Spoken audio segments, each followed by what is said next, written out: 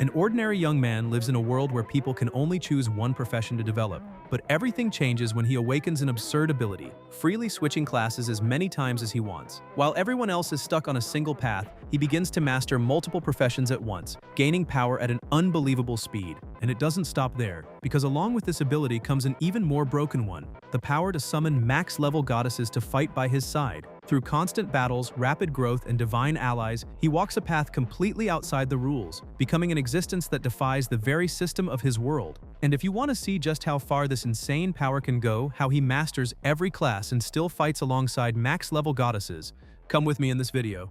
The protagonist's name is Yun Xinghe.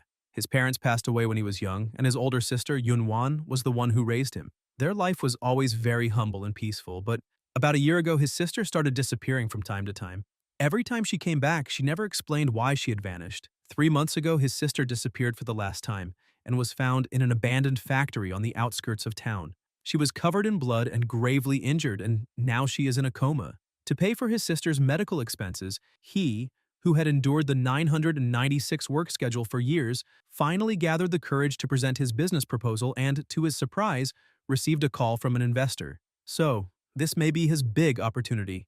Xinghe was walking alone down the street when all of a sudden a woman started approaching him and called him dear, asking why he was walking so fast. She questioned whether he did not care that his girlfriend might get lost. She managed to catch up and grabbed his arm, saying that he knows very well that she is the beauty of Iceland Business School and that many bad guys are after her, so the baby is scared. The protagonist is a little surprised and says that maybe she has mistaken him for someone else. The woman is startled and steps back, asking the protagonist who he is and why he is wearing the same clothes as her boyfriend, trying to hit on her. Suddenly, from the other side of the street, the woman's boyfriend yells at the protagonist, asking what he thinks he is doing, hitting on his girlfriend right in front of him. The woman, who was a little lost, shifts her gaze toward her boyfriend, but suddenly a strange knight runs toward the two of them. To save the girl, the protagonist shoves her away with all his strength, but ends up being struck head-on by the knight. The girl's boyfriend asks if she is okay, but she only keeps screaming that a person had just been taken out right there. Before completely losing consciousness, the protagonist thinks that matching outfits are not scary,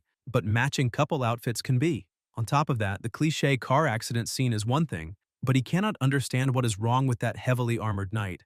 A short while later, he starts regaining consciousness and thinks that he is feeling a delicate and very soft touch, which was not what he expected after being hit head-on by a knight in heavy armor. As soon as he opens his eyes, he is startled and asks who that woman is and where he is.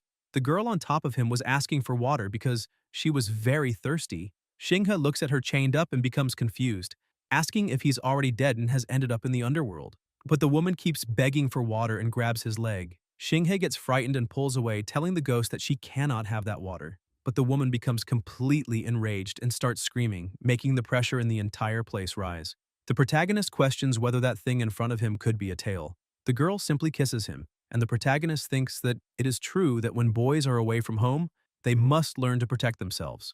Suddenly, a system appears saying that the heroine of this plane has successfully logged in, and he receives a random skill reward. The randomly drawn skill is the heart purification technique. The beauty compendium has also been activated. The system explains that after he reaches 100% favorability with the heroine, she will enter the compendium and the host will be able to summon her at any time, and the heroine's corresponding profession will awaken. The main mission has also been issued. He must survive in Longtan village for 3 days, and the completion reward is 1,000 reward points. He can return to the current world, and the number of participants for that mission is 5 people. A hidden mission has not been discovered yet, the hidden quest, and additional rewards can be obtained. After receiving all that information, the protagonist is completely confused, asking whether that is a system, a scam, or if maybe he is transmigrated. On top of that, he has no idea what it means to conquer the heroine. While they were kissing, a person approaches and pulls the protagonist away from the girl. The man tells him to be very careful and not let that female demon bewitch his mind because they spent a lot of effort managing to capture her. The man calls the protagonist young master and says that his clothes are a little peculiar and that apparently he must be a little strange. The girl keeps looking at them and touches her own body, saying that she cannot let that go to waste. The protagonist thinks that she is definitely a female demon. A system notification appears saying that he allowed the heroine to drink to quench her thirst, and her favorability has increased by 10%. The woman says that the protagonist has satisfied her slight thirst, so she will give him a piece of advice and tells him that he must never trust that fake Taoist. The man becomes nervous with her, saying that she is a wicked creature, because even in the face of imminent death, she still dares to spread lies, and he calls Xinghei a boy. He starts coughing and tells the protagonist not to let himself be deceived by her. He also says that it is getting late, and that place is often frequented by monsters at night, so it is very dangerous to stay there. He invites Xinghe to go with him, saying that he will take him to spend the night at a villager's house. The protagonist, a bit confused, reflects on what just happened, because that man kept calling him young master, but just now called him a boy and quickly corrected himself, which shows that that Taoist priest really seems suspicious. As they walk, something suddenly runs past Xinghe. He becomes worried and asks the priest if he saw that because it seemed like a shadow just ran past them. The priest says he did not pay much attention, but it is almost nightfall and it might be a monster. He tells the protagonist that his name is Ling Suzi and explains that he came down the mountain under his master's orders to capture that fox demon in Longtan village. Xinghe says that now the fox demon has already been captured and asks why he has not returned yet. Ling Suzi is surprised, thinking that this boy is a bit unusual because he had said he came down the mountain to subdue a demon, and that should have been something admirable. Ling Suzi explains that he still has some things to resolve, so he cannot return yet. Suddenly, a little girl appears and says to Ling Suzi that he brought another stranger back. The protagonist becomes even more suspicious because she just said, another. Moreover, he does not understand why that little girl is so cheerful. Ling Suzi pats the girl's head, calling her Li, and tells her to be a bit more polite since that young master needs to spend the night in the village, and asks if he can stay at her house. She smiles and says it is fine because her older brother smells very nice, so she likes him. Xinghe smells his own arm and says that the smell is not that good. The little girl takes the two of them to her house, saying she lives right there, and apparently her father and mother are not home. They enter the house, and Lee tells the protagonist that he can make himself at home and that when her parents return, she will introduce him to them. However, she does not know if she can endure her hunger until then. Xinghe remains confused and suspicious of everything, questioning what kind of strange statement that was and whether all children in ancient times speak like that. Ling Shuzi bids farewell to the young master and says that the girl will take care of him for now, so he needs to leave to handle other matters. Xinghe says it is fine and thanks him for everything he has done. He looks around the house and thinks that the girl is living in a very damp environment, and there is a disgusting, fishy smell permeating the entire room. Suddenly, a man appears at the window, and the protagonist realizes that it is the same figure that ran past him earlier. The man starts shouting and banging on the window, telling the protagonist to run immediately from that place, because the villagers in that village are not alive, and he needs to leave while it is still light. Xinghe asks the man who he is, but the girl appears, asking who he is talking to. Xinghe simply ignores her and runs out of the house, saying that something is very wrong with that village and that it definitely has a huge problem. Moreover, that strange man outside the window seems to know something, and judging by his clothes, he is wearing modern attire just like him, so that guy might also be a transmigrator in this mission. A system appears again saying that the hidden mission has been triggered. He needs to find and confirm a teammate to complete that mission. In that way, he can receive 100 reward points. Xinghe, who unintentionally triggered a hidden mission, realizes that that man is so fast that he has already disappeared again. The villagers begin to surround him in a frightening way, but a girl tells him not to worry because she was also looked at like that when she arrived. And even though the villagers seem very strange, it is fine because they will not hurt him. She also says that judging by the clothes he is wearing, if she is not mistaken, he, just like her, was inexplicably sent to that place from modern times. Xinghe walks over to her, saying that he has finally met a teammate who is in a normal human state. The system reports that the second teammate for that mission has been found and confirmed, so he can receive 100 reward points. The woman introduces herself, saying that her name is Qing. The people of the village were saying that they were very hungry, and that now they had fresh flesh and blood. That girl from before appears laughing, saying that both the girl and the protagonist smell very good, so she really wants to taste them. Qing finally understands what was happening because that priest who brought her to the village had warned her that monsters appear in the village at night, and apparently what he meant was that the villagers would transform into monsters at night. However, she does not know what she should do now. Suddenly, two of the villagers are taken out and Qing is surprised, asking where the protagonist got a pistol. He explains that he traded in the system shop and spent a total of 100 reward points on a weapon and 1 reward point per bullet fired. That is a Desert Eagle. He takes out the monsters around him and shouts, asking if they want another one, because if they want another one, he will give it to them. Qing asks where he got the reward points because they had told her that she would only be able to earn reward points after completing the main mission of surviving 3 days in that place. Xinghe thinks that apparently that woman did not trigger a hidden mission. He thinks that he needs to find another teammate and confirm them in order to continue the mission. On top of that, that woman's earlier words were a little strange when she only said that she had a hunch that he probably belonged to modern times. The monsters that had been shot begin to get back up, and Ching is surprised, asking how that is possible since not even a fatal blow to the head was enough to stop them. She looks back and asks the protagonist what they should do now. However, he was no longer there, and that makes her even more frightened, asking where he went. Xinghe was already running and asks her what she is still doing there, because she needs to run. Ching calls him an idiot and questions how he can abandon a girl alone and run off, because that is something only a man with low testosterone would do. The monsters keep advancing after them, but the protagonist was slowing them all down with a few shots. Ching tells him to stop being so stupid, because he has already seen that the bullets are useless, so why does he keep wasting so many bullets? Xinghe says that it depends a lot on the objective, because the bullets cannot eliminate them, but they will fall when they are hit, and that can buy them crucial time to escape. She thinks that this really makes sense, and that she was the idiot the whole time. Sometime later, the protagonist arrives at the place where that fox demon was. Ching asks why he brought her there, since that is where that demon is. She says that maybe the protagonist is thinking that they will not be able to escape, so it does not matter who devours them. Xinghe asks whether she has considered something a little different. Ling Susi only warned that there would be monsters in the village at night, but he hid the fact that the monsters are the villagers, and that means he is a bad guy. Ching is surprised again and says that, indeed, that also makes a lot of sense. The protagonist continues explaining that Ling Suzi and that demon are clearly in conflict. Even if she is not a good person, at least she is not on that guy's side, so maybe she can help somehow. The protagonist stops in front of her, and the fox demon looks at him, saying that he is very kind because he knows that that poor concubine is very thirsty, and asks whether he came to bring her a little water again. Xinghe feels embarrassed and says that he already warned her that she cannot drink the water from that place, so they need to do the same thing they did before. He holds her face and kisses her. The system reports that the protagonist once again became the heroine's timely rain after a long drought, and the heroine's favorability increased by 10%. The two of them are a little embarrassed, but Xinghe notices that her favorability has increased once again, and apparently that is how he can win over the heroine. So he has to keep doing that until her favorability reaches the maximum. He keeps kissing her over and over again. Meanwhile, the monsters from the village were already getting closer. Ching becomes irritated, asking if he is serious, because the mutant villagers are already attacking again and he is still fooling around. Xinghe was already tired from kissing so much. However, he could not understand why her favorability was not increasing, and maybe that was because she was already satisfied, which meant all that effort had been for nothing. The fox demon laughs, saying that the protagonist is a little annoying, but also a pervert. Still, he worked very hard to quench that poor concubine's thirst, so she will help him this time. With just one finger, she creates a wall of fire surrounding all of them, preventing the villagers from advancing. Ching points out that apparently all the villagers seem to be afraid of fire because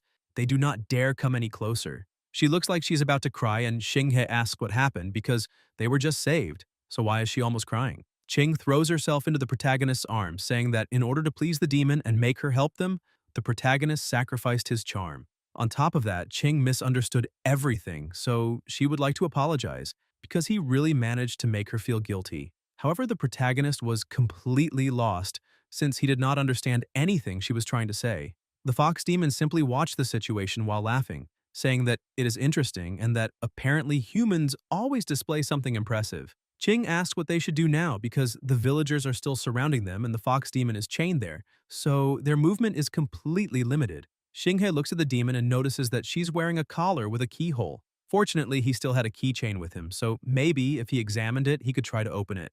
The demon tells the protagonist that there is no point in trying because those iron chains are made of 1,000-year profound iron. It is the legendary dragon trapping lock, used specifically to shackle dragons. Ling Zuzi used it to bind her precisely to make sure nothing would go wrong, and there is absolutely no one in that world who can break them by brute force.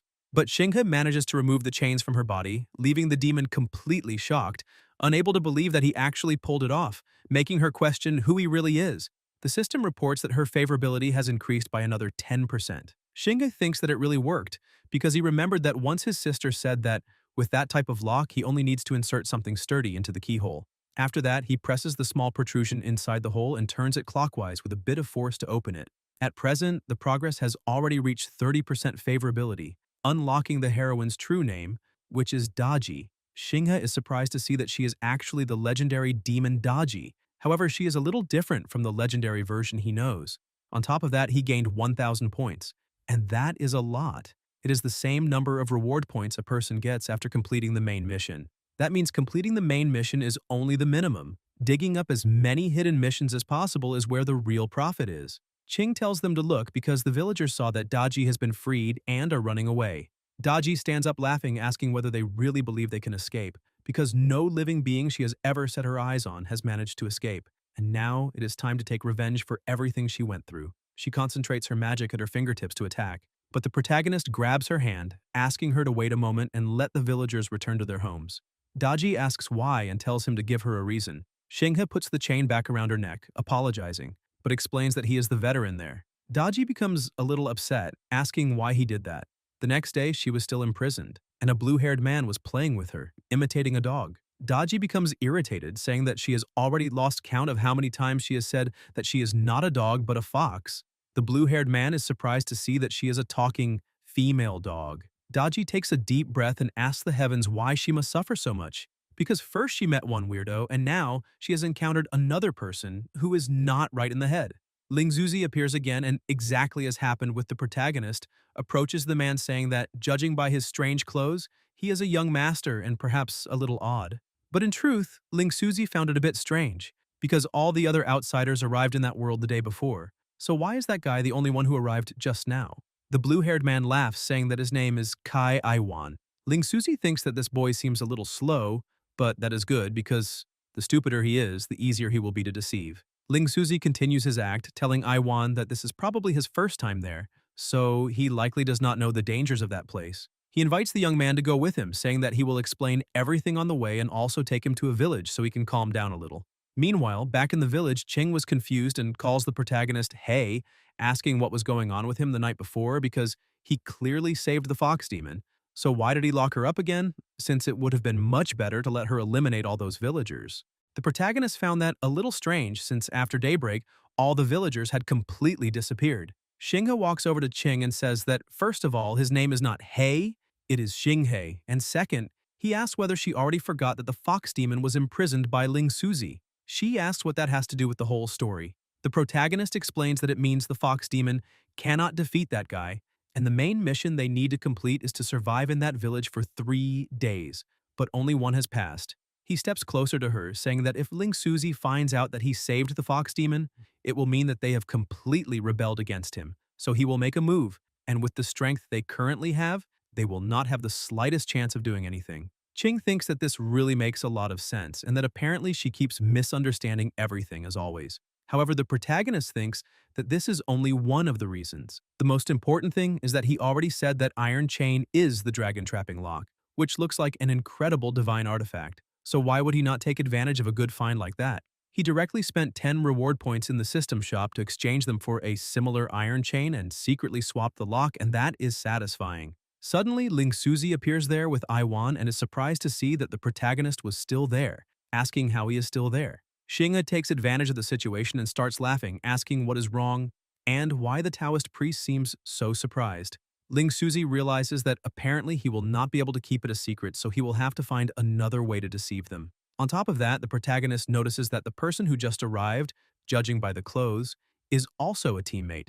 A system reports that he managed to find and confirm the third teammate for that mission, and received another 100 reward points. Xinghe thinks that, according to what was explained, the main mission has a total of 5 people. Besides him, 3 have already been found, so only 1 remains. And if he is not completely wrong, the answer is very obvious. The protagonist points his finger at Lingzuzi, saying that he is also a teammate. Lingzuzi apologizes and explains that he does not understand what the young master is trying to say. Xinghe thinks that the system had no reaction when he said that, so maybe he guessed wrong, but Lingzuzi's expression clearly shows a brief moment of panic. Besides that, where did the last missing teammate he had seen before go? Iwan looks at the protagonist with a smile and says that it has been a long time since they last saw each other, but Xinghe replies that Iwan is probably mistaking him for someone else, since the two of them do not know each other. Ching asks whether Xinghe really does not know that guy, and the protagonist says no. However, he hesitates and thinks that he really cannot remember that man, which means he does not know him, but the way he greeted him did not seem fake. Ching says that that person is not an idiot, but all of them arrived the day before, so why did only he arrive now? Iwan explains that the day before, he was wandering around outside and did not enter the village. Ching is surprised and irritated, asking whether he does not know that place is often frequented by monsters during the night and is therefore very dangerous. Iwan explains that that is exactly why he did not enter the village, since it is dangerous to stay inside it at night and monsters appear, so why would he go in there? Ching says that this may be the correct solution and asks whether that boy could be a genius. Shinga says that she calls other people idiots, but what he just said is clearly genius.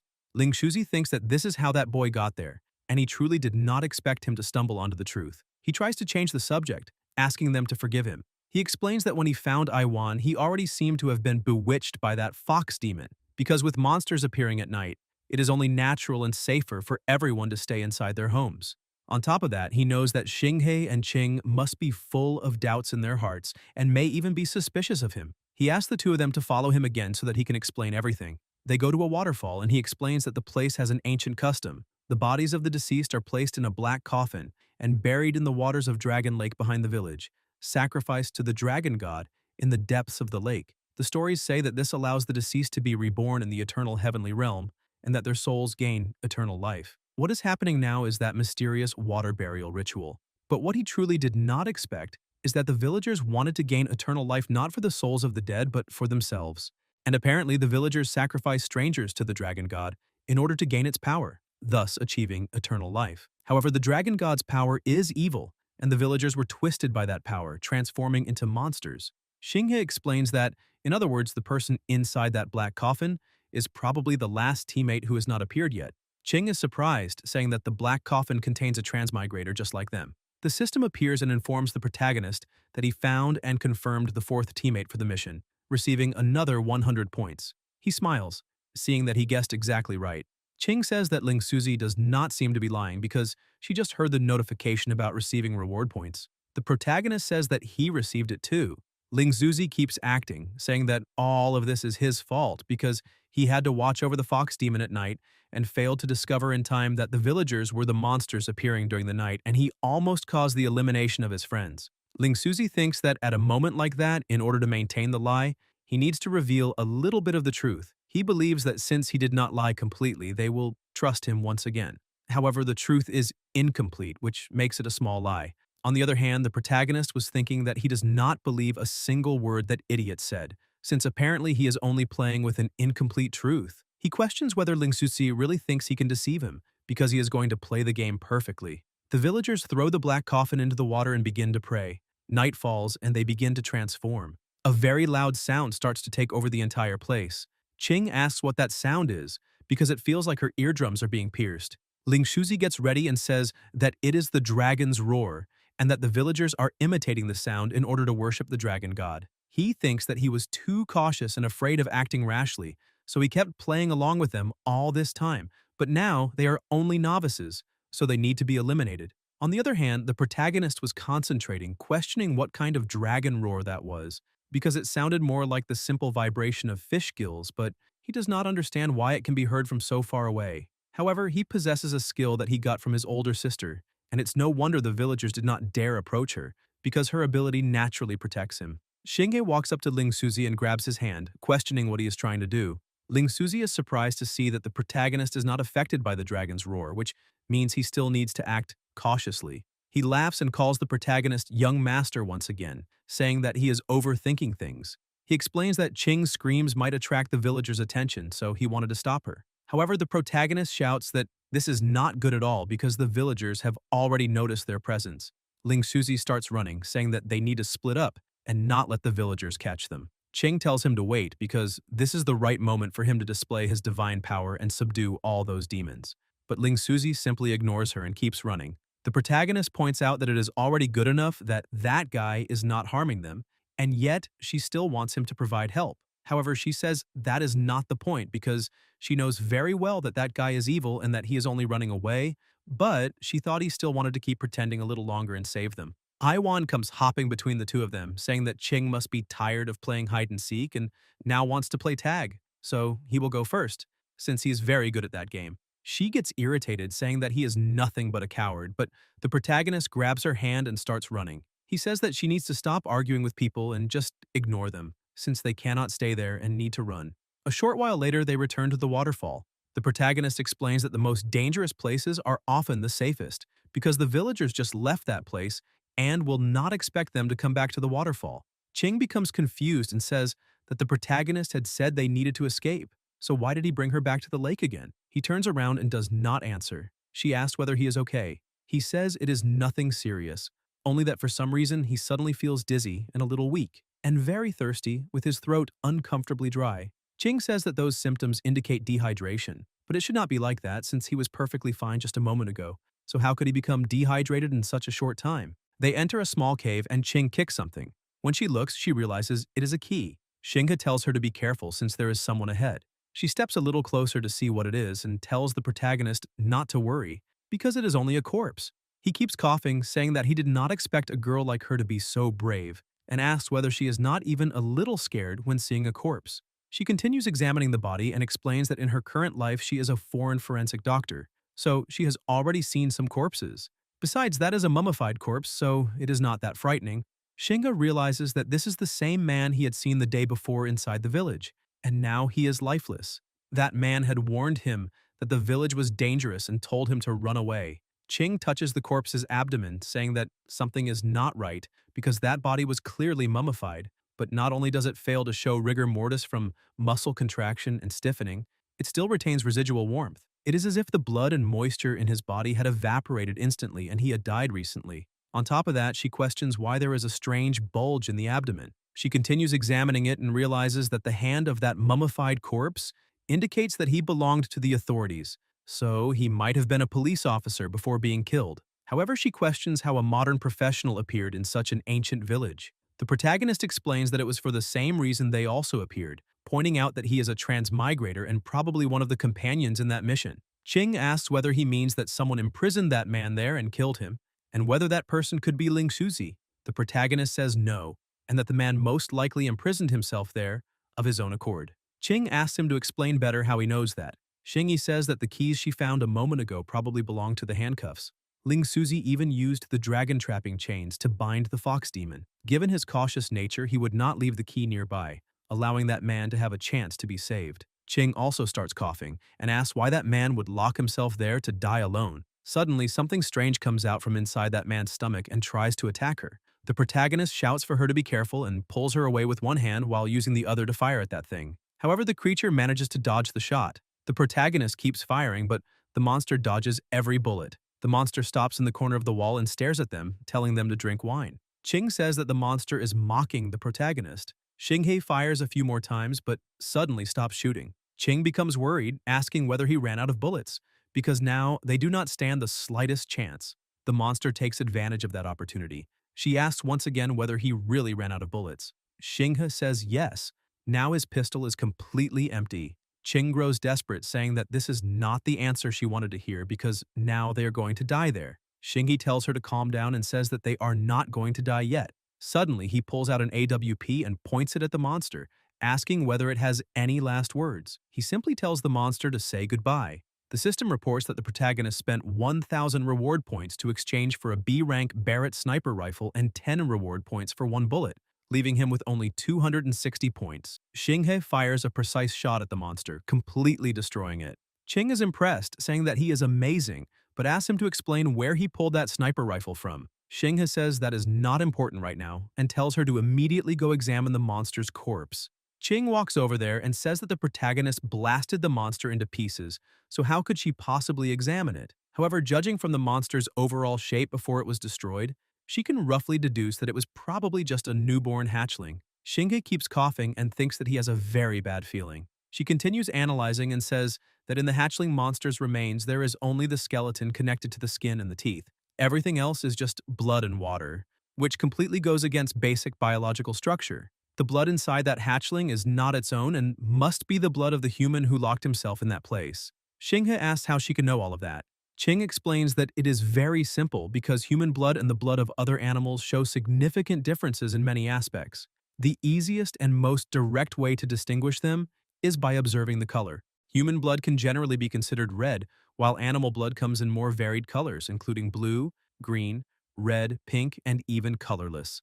The differences in those colors are mainly determined by the hemoglobin in the blood. Different hemoglobins form complexes with metal ions in different ways, causing the blood to appear in distinct colors. Shinga thinks that his worst fears have come true. She becomes confused, saying that the protagonist managed to eliminate that monster successfully, so why does he still look so serious? Shinga asks her whether it is possible that the reason that man became a mummified corpse is because the monster hatchling parasitized his body and sucked him dry to death. Combined with the fact that the villagers were all so soaked, he fears that all of them may already have been parasitized by monster embryos. Parasitic monster embryos inside humans should not kill their host quickly, at least not until they have completed their incubation. The embryos force their parasitized host to constantly seek water, and that is why all the villagers were drenched. It is even possible that, as long as enough water is supplied to the monster embryo inside the body, over time the embryo will consume the host from the inside out, completing its fusion with it. In that way, in the end, the host becomes the monster, and the monster becomes the host. That is what the villagers call achieving eternal life. And the imprisoned man probably did not want to turn into a monster and harm others, which is why he locked himself there voluntarily to die. But he did not expect that even so, the monster embryo would still fail to completely consume the host and fuse with him perfectly. As a result, it would end up bursting out through the abdomen like a hatchling. Ching becomes even more worried, saying that if that is the case, then the protagonist's current condition is exactly like that of someone parasitized by a monster embryo. Xinghe starts coughing even more and says that maybe that is true. Suddenly, he begins to feel something strange, while wondering when exactly he was parasitized by a monster embryo. Ching says that he needs to rehydrate immediately. The hint from the main mission states that as long as he survives inside that village for 3 days, they will be able to return to the real world. And this is already the second day, so they only need to wait one more day to go back to the real world, where, with medical advances, they will certainly find a way to cure him. However, Ching points out that the embryos most likely originate from the water of that dragon lake, and that is the only source of water in the village. She begins wondering what they should do and suddenly gets an idea, saying that there is still one way. She becomes a little embarrassed and starts approaching the protagonist. Xinghe then asks what exactly she's trying to do. Ching presses him against the wall and tells him not to move, because she has made a big decision to give it everything she has. She points out that the protagonist has already saved her several times, and that this time it is her turn to help him. Ching begins kissing him, asking whether she should prolong the kiss because that is probably the only way to give him enough water. Xinghe takes advantage of the situation and starts being a little more proactive. She is surprised because she had not even fully made up her mind yet, but the protagonist had already changed. However, she decides to let that slide since, in the end, whether he receives or she gives water, it would result in the same effect. Ching is also surprised, asking whether that is what a first kiss feels like, because it is an indescribable sensation. She tries to avoid those thoughts because she is only saving her teammate, but the atmosphere between the two of them begins to heat up, and she does her best to control herself and not think about anything else, since that was how Xinghe gave water to the fox demon, and she is only doing the same thing. As soon as they finish that long kiss, she apologizes, saying that she has never had any experience with that before, so she is probably not as skilled as Xinghe and the fox demon, but she says that she is truly trying her best to help him. The protagonist is surprised to see that this was what she was worried about, because he had thought she had suddenly realized that she could simply exchange points for a bottle of water in the system shop. He touches her head and Ching thinks that Xinghe is a very kind person. The protagonist tells her to stop thinking about such silly things, because she is doing very well, and because of that he would really like to thank her for working so hard to save his life. And because of that, he is already feeling much better. Ching becomes so embarrassed that she starts backing away from him, asking why he is being so kind, because she was only trying to save him and not for any other reason, so he should not have unnecessary thoughts. Xinghe is surprised and wonders whether she is really angry because a woman's heart is like a needle at the bottom of the sea, which is truly difficult to understand, since he has no idea why she is acting like that.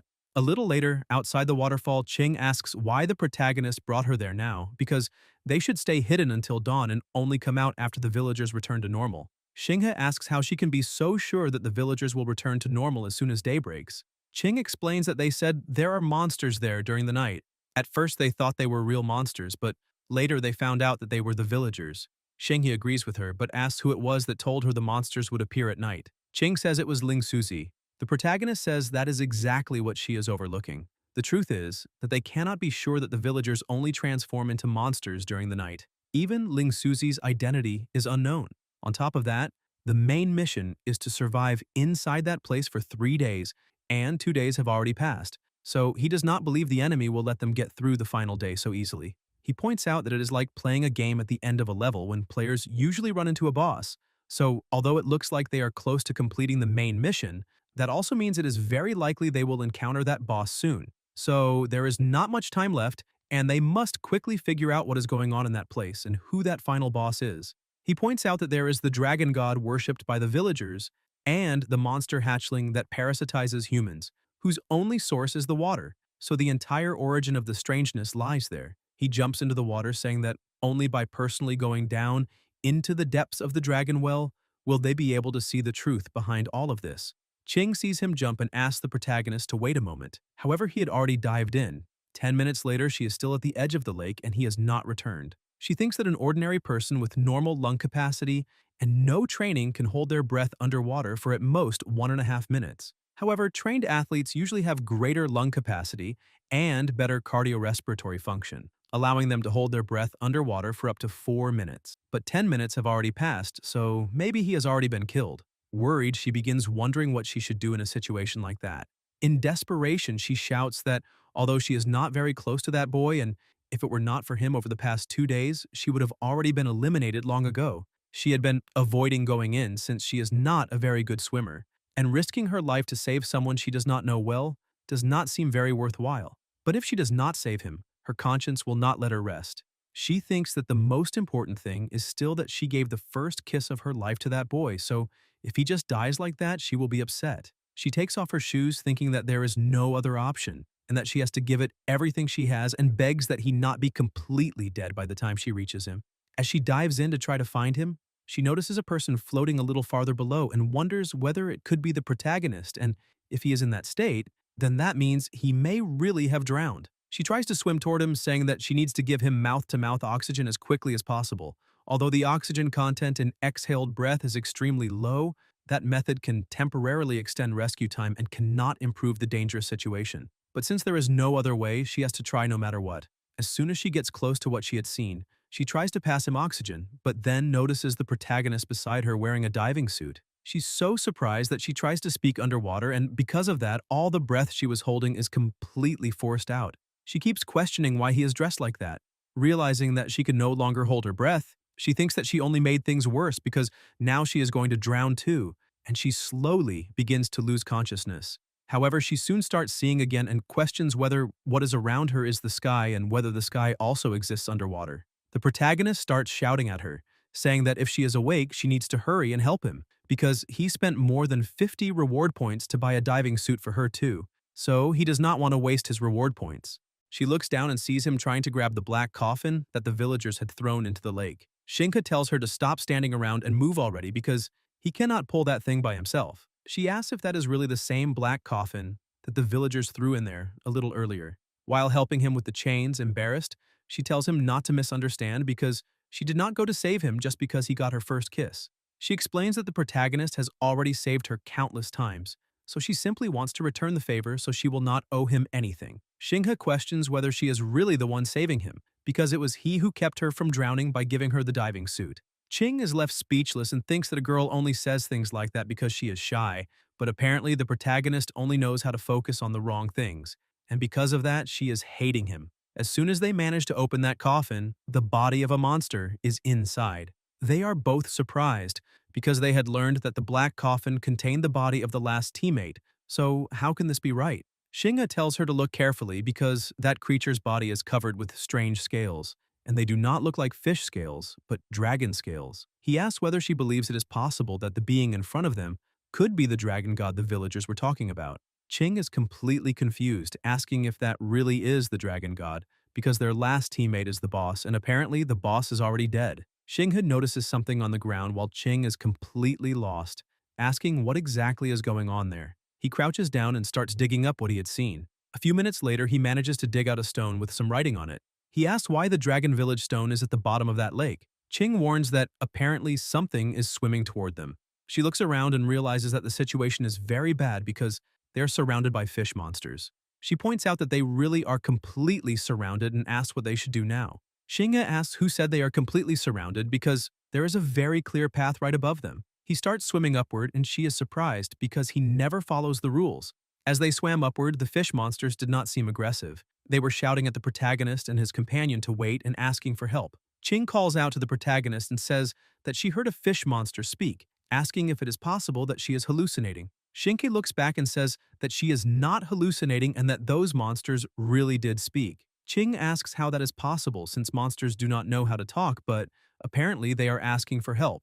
Those monsters tell the protagonist that they are not actually monsters because they are all just like them, and they insist that they are humans. Ching is doubtful and says that they do not look alike at all and questions whether the monsters really think they would fall for such an obvious lie. She tells Shingha to leave with her because it is obvious that those monsters are trying to trick them so they can devour them. But the protagonist simply ignores everything and starts diving back down again. She is so shocked by that she says it cannot be true and asks why he is swimming back toward those monsters again. How can he trust a monster that much? Shinghe approaches them and asks whether they are all villagers from Dragon Village. One of the monsters tells him that that is exactly right and that the people they saw on the surface are the real monsters because they were originally human. Shinghe thinks that makes sense and that apparently his previous deduction about the truth of Dragon Lake Village was indeed wrong. The real villager says that a mountain is not great because of its height, but because of the immortal who resides there, and water is not special because of its depth, but because of the dragon dwelling within it.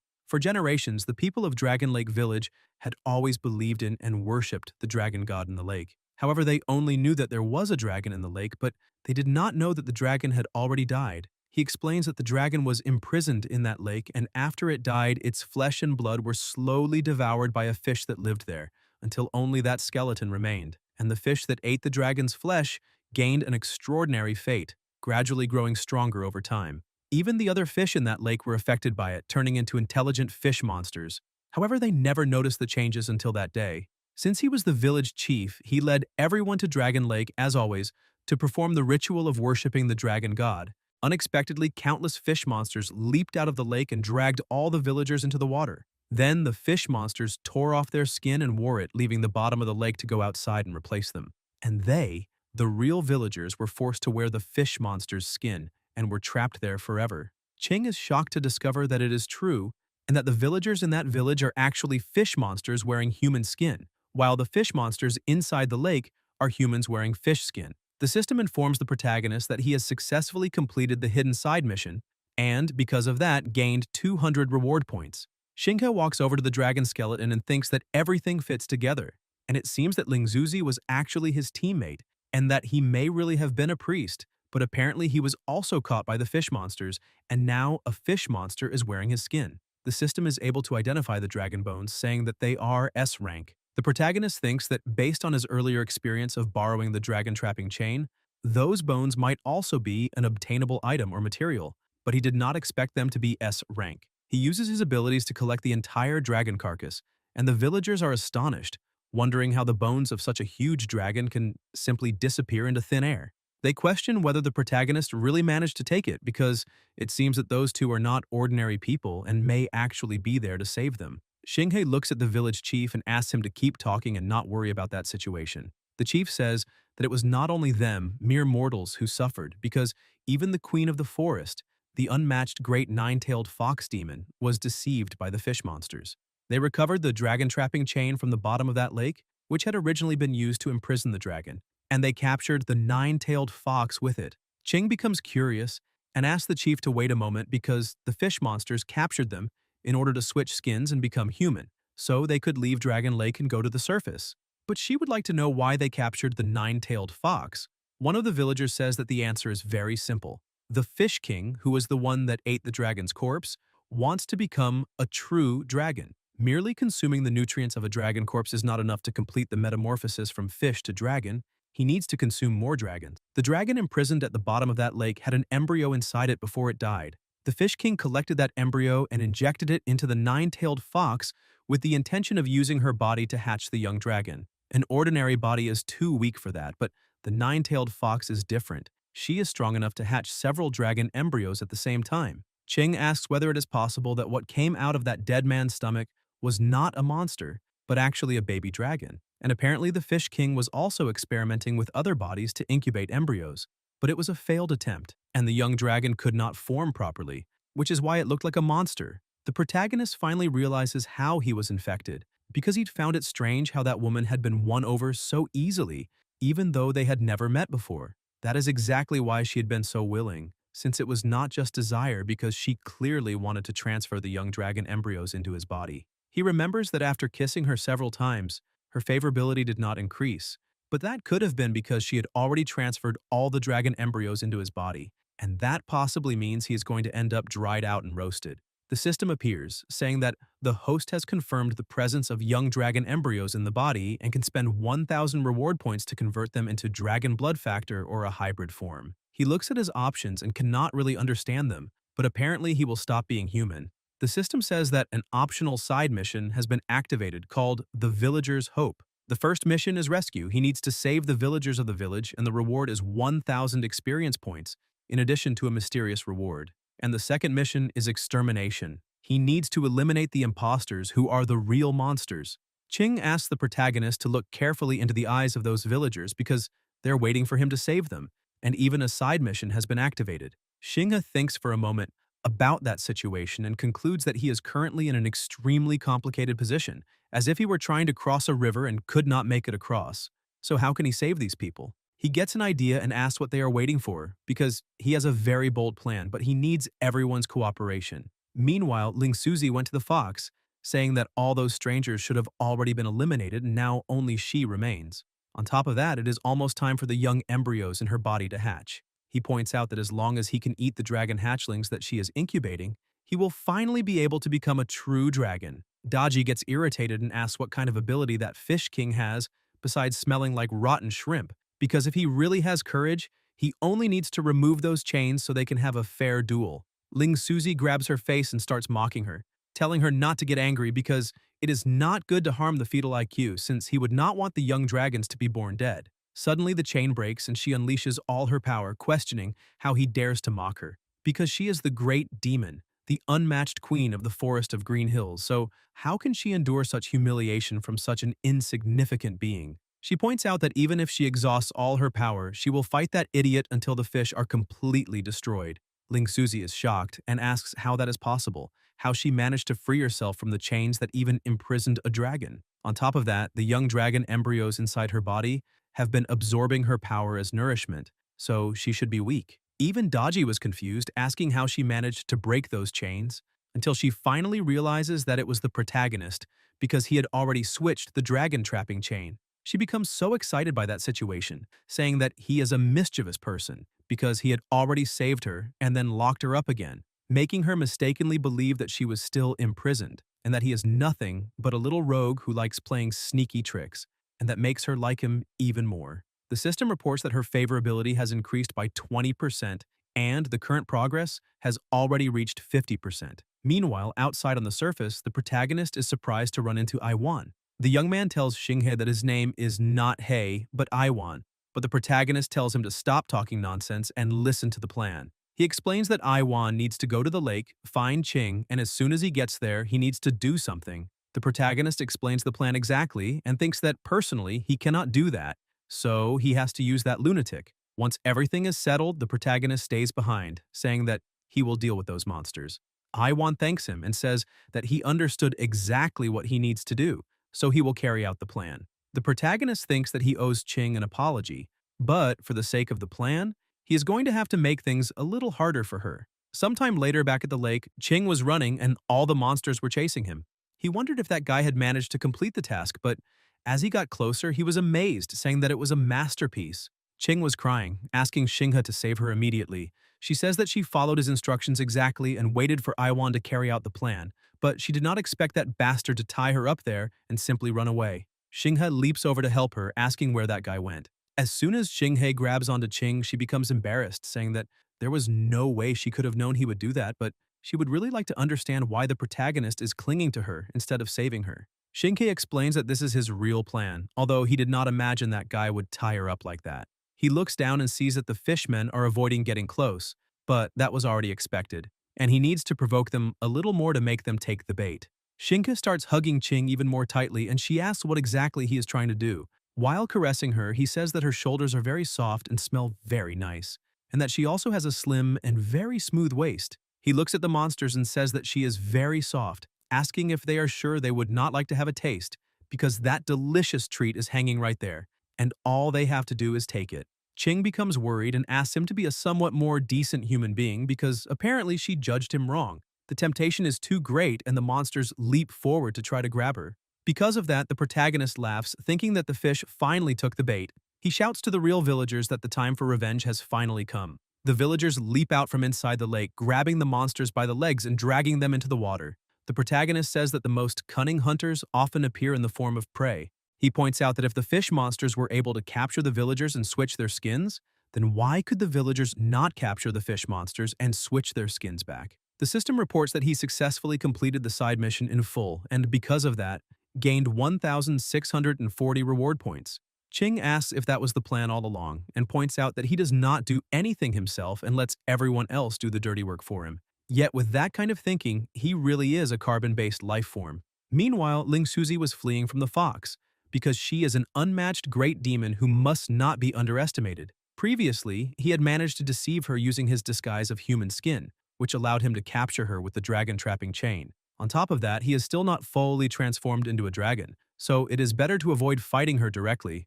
Otherwise, he may be eliminated. He runs to the edge of a lake and starts questioning why she managed to free herself from the dragon-trapping chain and whether it is possible that she is even stronger than the legendary dragon. While he was resting a little after running so much, she appears and asks where else he thinks he can run because it is time to settle the score. Ling Suzy calls for his fish descendants and all of them begin to come out from the bushes. He asks how they are supposed to settle the score because she probably still does not know, but everyone in that village has been replaced by his fish descendants.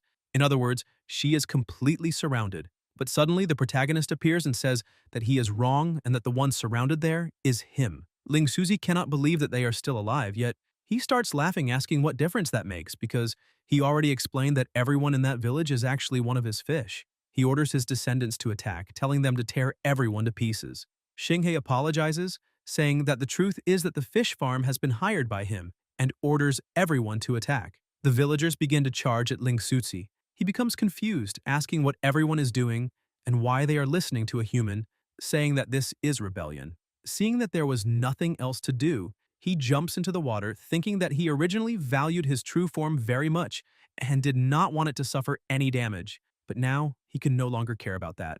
All of this is that brat's fault, and once he returns to his true form, he will take revenge. The system reports to the protagonist that the great fox demon's favorability has increased once again by 20%, and that he now has a total of 70%. Daji holds him with one of her tails and asks how he managed to do that, how all of Ling Suzy's subordinates started obeying him. She points out that she cannot see through the protagonist, and because of that, she is becoming more and more curious about him. She points out that Xinghe is probably still hiding many secrets because she also has many and asks whether he would like to have a deep exchange with her, since they would be honest with each other, trading secret for secret and carefully seeing through one another. At the bottom of the lake, Ling Suzy sees all of his descendants being wiped out and becomes furious. Meanwhile, up above, Daji hugs Xinghe, asking what is wrong and whether he is shy, because if he wants, she can help him undress, since that shy and pretended resistance only makes her want him even more. Xinghe tells her to stop immediately because they are in the middle of something serious. Suddenly, the Fish King comes out of the water in his true form. He calls the protagonist a foolish human and points out that what is happening there has nothing to do with him, so they can go their separate ways. On top of that, he only allowed his offspring to switch skins and did not directly kill the villagers, so why is the protagonist insisting on wiping them all out? Ling Suzy asks whether Xinghe has ever heard the old saying about when a cycle of revenge will end, and questions whether the protagonist is really not worried about retaliation. Xinghe laughs and repeats the same saying, asking when a cycle of revenge will end. He points out that to end a cycle of revenge, one must not give the enemy a chance to retaliate, and because of that, he needs to wipe them all out without leaving any room for mercy. So eliminating the Fish King species is precisely to prevent retaliation and new skin swapping. Ling Suzy, already completely enraged, says that the protagonist is the one who caused all of this, and now they will have to fight to the death. He launches his attack, but Daji transforms into her true form and asks the Fish King whether he really dares to touch the man she has her eye on. She points out that the protagonist is her exclusive prey, but Ching also gets jealous and asks what made her think that he is exclusive to her. Xinghe tells Ching to stop that because the problem is not the word exclusive, but the word prey. Daji also attacks, and the two attacks collide, but her attack is overwhelmingly stronger and breaks through, hitting the wall behind and causing a huge hole. Ching asks whether they already won with just one attack, but the fox says not yet because the enemy's aura has not disappeared. Suddenly, the waters surge toward her, managing to trap her and drag her into the water. Ling Suzy starts laughing and tells the fox that he has to admit that she is very powerful and that if he had let her gather her energy in that forest, he would not have had the slightest chance of being her opponent. However, he would like to know whether she understands the reason he chose to keep his true body in Dragon Lake. He points out that it is because of the geographical advantage, because it all comes down to that. Water is his domain, and by fighting the fox's fire there, he will be invincible. And now it is time to seek retaliation. The village chief says that the protagonist has already done more than enough for them and begs him to leave, because even if it costs all of them their lives, they will hold the monster back so that he can escape. He calls out to all the villagers, saying that it is time to repay the favor their benefactor has done for them. All the villagers tell him to run, but the protagonist only smiles and, with a strange aura, charges rapidly toward the Fish King. The villagers become a little upset at that, thinking that the benefactor has definitely given up his chance to survive and is still trying to risk his life to save everyone. Ling Suzy comments that humans are usually despicable and selfish, but on the other hand, the protagonist is quite unexpected, although he would like to know whether he should call him a fool or praise his courage. The Fish King prepares to attack and says that Xinghe is a ruthless person and can still be considered a respectable opponent. But it is a pity that the difference in strength between them is like the difference between clouds and mud, and to show respect, he will end that fight with his full power attack. But Xinghe says that for the fight to be any fun, he will have to reduce his strength. Otherwise, the Fish King will be killed in seconds. Ling Suzy feels belittled and asks whether the protagonist is really saying that he is going to fight calmly and whether this is some kind of joke. Because even at death's door, that idiotic human still dares to brag. Xinghe decides to fight the shark underwater to make the battle more interesting. Li goes over to her grandfather, the village chief, asking whether Xinghe is something beyond what he appears to be. The real village chief starts walking back and forth and finally says that he understands the situation because the benefactor probably knew that he could not win the fight, but did not want to be humiliated by the enemy in front of them and, because of that, chose to jump into the water to end his life. He shouts to everyone that that boy faced death without fear, so why are they holding back? He orders that everyone must join the benefactor and must not suffer the humiliation of that evil spirit again. Ching tries to stop them, saying that everyone has misunderstood something because she does not think things are necessarily the way they are imagining. The Fish King realizes that although his opponent is a little foolish, he still has some self-awareness, but the situation has become very boring because now he has no worthy opponent at all. As soon as the village chief gets close to the lake, he tells everyone to wait because something is wrong. All the water in the lake begins to spin, creating a huge whirlpool in the center, and the Fish King asks what is happening. Xinghe had bought a well drilling machine with 200 reward points and left Iwan hidden inside it to drill a well and lower the lake's water level. The protagonist had noticed that the waterfall above Dragon Lake flows continuously, but the lake itself had not expanded, so he imagined that there must be an underground river below, allowing the water to drain continuously. Because of that, he arranged for that well drilling machine and told Iwan to open the underground river earlier and release a massive amount of water at the right moment.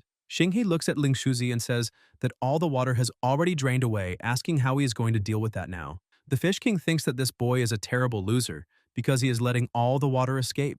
Ling Suzy rushes forward, calling the protagonist a despicable outsider, and says that he had already expected this, and that he never should have let the protagonist live. However, if he thinks he has won like this, he is gravely mistaken, because the difference in strength between them is still the same as between a god and an ant, and it will not change just because the geographical advantage has changed. In the face of absolute power, all schemes and tricks are meaningless, so crushing Xinghe is as easy as crushing an ant. The protagonist asks who said that he would be the opponent there. He asks Daji how long she's going to keep lying there pretending to be dead. The fox stands up, laughing, saying that she originally wanted to see the protagonist feel a little sad for her, acting as if she were dying, but she did not expect that he had already seen through it. Xinghe asks who is supposed to act as if they are dying because they are nowhere near that point. She laughs, saying that when he talks like that, even she feels a little sad. Ling Suzy keeps laughing and asks whether that fox demon is the protagonist's familiar, questioning whether he really thinks she can save him because that is ridiculous. He points out that the fox's nature is fire and that even if she was not eliminated after being drenched in water, her demonic power would be greatly reduced. And although he has lost the geographical advantage, his demonic power has not decreased. So how can she fight him? Daji agrees and tells the protagonist that at the moment she is no match for that creature, so they should find a way to escape to the mountains. As the queen of the forest, she can gather the spiritual energy of the mountains, and if she manages to do that, her power will increase several times over, and that way she will be able to destroy him instantly. Ling Zuzi asks whether they really think he is stupid enough to let them escape to the mountains. He points out that the pit where the lake used to be will now be the two of their grave. Xinghe says that he understands the situation, and because of that, he will help her loosen the soil. She is surprised to see that he is still thinking about that at a moment like this. But she agrees, saying that if everyone is going to die, then she will satisfy him one last time. She gets ready, saying that they do not have much time. Xinghe grabs her by the shoulders and asks her to wait a moment, questioning where exactly her thoughts are going because his words always mean exactly what they say. He tells her to get out of there immediately so she will not be buried alive, and presses the detonator, causing a huge explosion. The Fish King emerges from the middle of the rubble asking how that is possible, because the protagonist said he would release the water and all the water was released, then he said he would loosen the soil and the soil was loosened, and he wonders whether this is the legendary power of words. He stands up asking whether that boy is still human. Xinghe, who was already far away from that place, thinks that this is not any power of words at all, because he had simply exchanged for some explosives from the system shop when he went into the water earlier and buried them above the cliff. But Daji had also heard about the power of words and began gathering her strength, thinking that she did not expect the protagonist to be so important, and that made her want him even more. The system sends another notification saying that the favorability of the great female demon, the nine-tailed fox who destroyed the world, has risen by 10%, reaching 80%. After gathering her energy, her true power awakens. She transforms once again, telling that walking lizard that the situation has changed drastically, and now she is quite curious to see how long a fish like him can keep fighting out of water. Ling Suzi panics at all that power and asks the queen to wait a moment, saying that he knows he was wrong and that for the good of all living beings, she needs to spare him. But suddenly, a few drops of water begin to fall in that place. The Fish King shouts that it is raining and says that apparently the heavens are helping him. Daji gets irritated, asking how that could have happened. She attacks, thinking that she needs to finish it as quickly as possible, but the Fish King manages to dodge all of her attacks and starts laughing, saying that he thought he was doomed that time, yet he did not expect even the heavens to be on his side, granting him that rootless water. So he truly is a fish favored by destiny. He keeps moving at an astonishing speed and attacking the fox, saying that as long as there is water, all of his attributes can continue improving. The fox begins to shrink in size, and the Fish King explains that she will continue losing energy because of the rain, and with one rising and the other falling, he can wear her down until she is eliminated. On top of that, even if he cannot devour enough young dragons to transform into a true dragon, he can still gather the chi of the rain to evolve into a form closer to that of a dragon. Jing says that he has just gained dragon scales and claws, but Xinghe says not yet because he is only changing. Ling Suzi states that this is not a change but an evolution, and asks how much longer it will be until he becomes a true dragon, because he has waited far too long and has grown impatient. So, on that day, he will devour the power of the young dragon cultivated inside the fox demon's body and ascend to become a dragon. He tries to absorb the dragon power inside her, saying that destiny is on his side. His transformation begins, but he turns completely bizarre, and he questions what happened and why he ended up like that, because he clearly devoured enough power from the young dragons. So he should have transformed successfully. So why is this happening? Iwan starts laughing, saying that the fish has quite a unique form. Ching thinks it is so ugly that she gets scared, saying that this form is very abstract, questioning what happened there. Xinghe starts to smile, asking whether they already forgot that Daji sent the young dragon embryos into his body.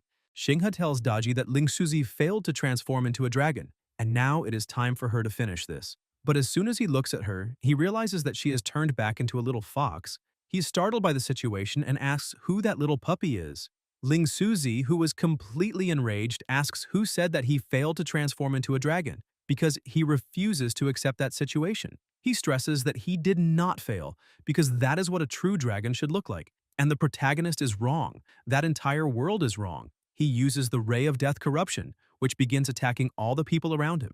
As soon as the black beam hits those people, their bodies begin to mutate, turning into monsters.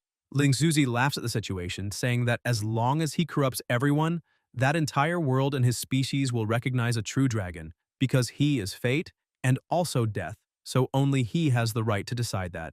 The villagers are desperate, saying that everyone must run so they are not struck by that light, or they will all be turned into monsters.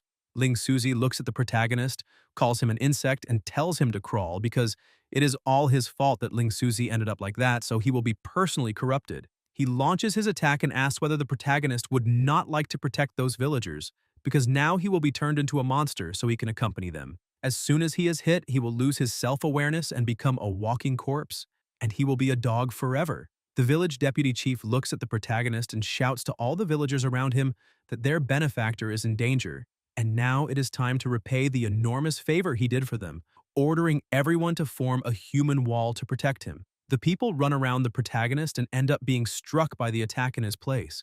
The deputy chief asks Xinghe if he is alright because they managed to repay his kindness, but now he needs to run immediately so he does not get hurt. They begin to transform while shouting for the protagonist to get out of there. Ling Suzy mocks the situation, saying that this trashy act of self-sacrifice is happening again, and it is very shocking. However, it will be useless because corrupting those villagers who originally wanted to protect the protagonist was only a bonus, because now he can make the villagers themselves attack the protagonist, and that will be more fun. Xinghe begins concentrating the energy in his body, thinking that at this moment there is nothing he can do except take the risk, even if that means he can no longer remain human. The system warns that he consumed 1,000 reward points and successfully transformed the young dragon embryo inside the host into dragon blood factors. The host will become a hybrid dragon species. Xinghe begins to transform, and the system says that he has acquired the profession's exclusive basic skill, dragon scale transformation. He is surprised by this new ability, which uses his powers to create an egg around each villager. Dragon scales are one of the hardest substances in the world, and weapons below S rank cannot damage them. Ling Suzy keeps laughing and asks if that is all, if he was planning something grand, a move that could impress. But apparently nothing is going to happen. Xinghe is confused as he looks at his own hand because he has just awakened an ESA S rank profession, and he wonders whether he really has no offensive abilities. The system appears and explains that the level of the awakened profession represents the profession's potential, but the host's current strength is far too low to unlock abilities beyond the basic ones. Qing asks him why he does not put everyone inside the dragon scale egg, because that way they can survive that night together, and they can still complete the main mission and return to the real world. But the protagonist questions what the surviving villagers will do after they leave. While the two are talking, Iwan looks at the dragon egg and asks what that ball is. He gets ready to kick it and awakens an A-rank profession, Giant Spirit Gene Lock Stage 2. He laughs and says that he was once known as the boy Roberto Carlos and tells them to get ready. He kicks the egg so hard that he sends it flying at astonishing speed. Qing is amazed to see that her teammate can kick such a huge dragon egg like that. But the protagonist says that it is not exactly like that, because that is the power of a profession. He thinks that he did not expect Iwan to also be a transcendent, with a strength-oriented profession. The egg quickly heads toward Ling Suzy, who is surprised and asks what kind of attack move that is, then attacks trying to break the egg, but it is useless, and the egg hits him head-on. Qing celebrates, saying that it worked very well, even if the attacks and movements are not conventional. Ali calls out to the protagonist and says that she also wants to turn into a dragon egg because she wants to avenge the village chief. The other villagers also agree with her, saying that they could be transformed as well. He says that it is fine and begins creating dragon scales around all of them. Iwan asks if now he is supposed to take penalty kicks because this is very fun. Ali, who is inside the egg, says that she is going to smash that idiot dragon to death. Iwan keeps having fun with the situation, using Titanic strength and the iron groin shot, launching the three of them at the same time and hitting his target squarely. Ling Suzy, who's in great pain, asks that despicable outsider what kind of attack that is. Because it should be impossible, how could he lose to such an abstract attack when that is already a humiliation? Qing says that it is all a matter of being abstract. That attack move is so far ahead of its time and so incredible. She asks whether Iwan only looks crazy and is actually a hidden big shot. Ling Suzy is lying on the ground, and the protagonist approaches him. He begs the protagonist to wait just 1 minute, asking Xinghe to let him go because he was confused for a moment. Now he can see who the protagonist is, a great person, so he can pretend that fish never existed in that world. Xinghe says that he can agree with half of that. Ling Suzy asks which half. The protagonist points his weapon and fires, saying that he no longer exists in that world. The system appears and says that he managed to complete the hidden mission of eliminating Ling Suzy and earned 1,000 reward points. In addition, he obtained the Ling Suzy relic, mutant dragon blood with a purity of 54%. Shinhee thinks that he already knew eliminating that guy would definitely grant extra reward points. He just did not expect that he would also obtain equipment, and that is a pleasant surprise. A short while later, the villagers go to the protagonist and say that Dragon Lake Village suffered that calamity, but fortunately the benefactor intervened to save everyone, and all the deceased dreamed of that river, and the living will pass the torch among these ancient mountains and rivers, raising statues and spreading the story of the benefactor, forever remembering that great kindness. They bow before the protagonist, thanking him from the bottom of their hearts for everything he did. Shinga feels a little uncomfortable thinking that he has never seen a scene like that before, and wonders whether he should say something to the villagers because he does not know what to say. The little fox jumps into the protagonist's arms and he thinks that she appeared again, wondering whether she belongs to someone in that village and got lost. Daji thinks that from beginning to end, the protagonist showed no fear while facing the Demon King Ling Suzi. In addition, he also showed no reaction to the villagers' worship, which proves that he really is incredible and far beyond them, so she likes him even more. The system says that the favorability of the unrivaled great demon, the nine-tailed fox, increased by 20%, reaching a total of 100%. The Fatal Beauty Compendium has been activated and the host can summon her at any time. He only needs to enter the compendium and awaken the profession corresponding to her. The system shows that she is an unrivaled S-rank great demon. In Qingqiu, there are nine-tailed foxes, originally women of the forest, with the means and power to destroy a nation, possessing incomparable beauty when in human form. Known as the unrivaled great demon, the queens throughout the generations receive the same name, Daji. So she is not really one person, but a name passed down from generation to generation. Xinghe questions whether the system had not said that he could awaken a profession after successfully conquering Daji, because he would like to know what profession corresponds to her. The system says that he managed to awaken a second profession, the S-rank profession called Illusionist Non-Evolved Gene. He asks what kind of profession that is. The system explains that it is a specialist in using illusions and fleeting abilities to confuse and deceive enemies, while also being capable of combining illusion and reality to keep a clear mind in complex battle scenarios. He thinks about the non-evolved genes, but when he awakened his first dragon-related profession earlier, that was also noted, and he does not know what it really means. However, that is not so important right now because he can find out more later. He goes over to the villagers and asks where Ali is. The villagers are a little confused and say that the little girl was there just a moment ago but suddenly disappeared completely. The sun begins to set and she is hiding behind a tree, crying. Xinghe manages to find her and asks why she is there alone. She explains that everyone is happy because they defeated Ling Suzi and managed to survive, but she is sad because she knows that Grandpa, the village chief, and the others will never come back again. On top of that, she knows that even he is already leaving and she keeps crying. Xinghe is moved by the situation and uses his ability, asking her to look behind her. He spends 100 reward points to create an illusion. She sees the village chief, says that this is immortal magic, and asks if he is an immortal who came from the heavens. With tears running down her face but a smile on it, she runs toward her grandfather to hug him. The protagonist only watches this, thinking that it is not immortal magic, because death is not a joke, and without power, once a person dies, they are nothing anymore. But those who are alive need hope and must keep living well. She tries to hug her grandfather, but passes right through him. She gets confused and asks Grandpa what happened to him and why she cannot touch him, and whether it is because he has some strange illness.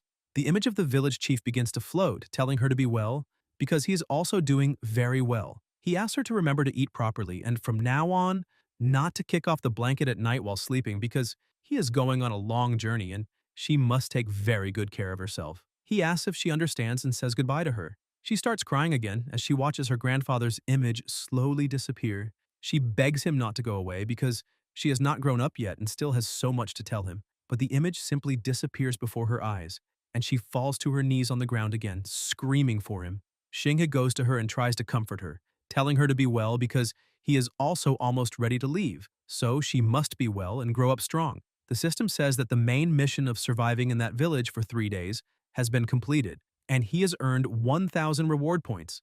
And now, he is returning. The system's light appears to take him away, and with a smile he says goodbye to her. Ali says that he does not need to lie to her anymore, because she already knows everything. And the truth is that the village chief is already dead, and that is why he can never come back. But even so, she was very happy to be able to see him again, and thanks the protagonist for giving her that experience. She also says goodbye to him, and with that, the light takes him back. The system says that no damage was detected in the destined person's body, so no repair is necessary. The angel, who had been watching all of that, laughs and says that after the last team was almost completely wiped out, she thought there was no hope left. However, she did not expect those new recruits to be so good. Half of them really survived. The three of them are taken to a rather strange place. Ching asks what place that is, because they should have returned to the real world. The protagonist looks ahead and sees a sphere, wondering if that is some kind of magical altar. Iwan says that it is a girl and that she loves being touched, and that as long as he touches her, she will give lots of good things. Ching is confused and asks whether he really calls a ball of light a girl. Iwan touches the sphere and exchanges 1,000 reward points for some marbles, saying that now he can play with them. Ching explains that the ball of light actually speaks with a female voice. But the protagonist still thinks that it is a little strange, because the main issue should be that that guy traded 1,000 reward points for only 10 marbles. He explains to her that the ball of light is probably some kind of exchange system, so he suggests that the two of them put their hands there and try it. The sphere says that it has detected the destined person's first contact with the Book of Illumination. The ranking is based on performance during the release, and the final rank is B. With that, she has acquired a B-rank gene. Genetic sequence replacement is in progress. The replacement was successful, beginning profession selection. The destined person carefully chose every step. The destined person can only obtain one profession. The sphere's wings begin to cover Ching's body, leaving Iwan surprised by that. Suddenly, she appears completely different, and the sphere says that the selection has been completed. The B-rank profession has been completed, called Doctor of Evil, but the gene has not yet evolved. The Doctor of Evil specializes in creating various medicines and strange formulas, some of which have miraculous effects, while others are full of side effects. The protagonist thinks that the so-called profession change is replacing their original genes with some kind of mysterious genes. Now he understands why his two profession changes were marked as genes not yet evolved. That means that through genetic evolution, he can become even stronger and acquire new abilities.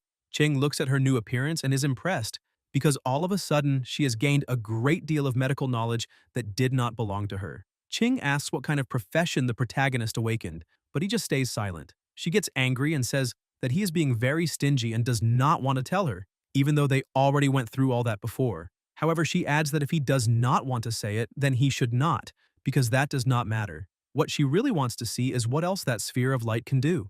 Shinga thinks that she is right because the sphere of light did not let him choose a profession. Besides, he did not understand what Ching meant when she said they had already gone through all that before, because they had just kissed, and she makes it sound like they did even more. Shinga looks at Iwan and realizes that he also did not receive a profession selection prompt when he touched the sphere of light.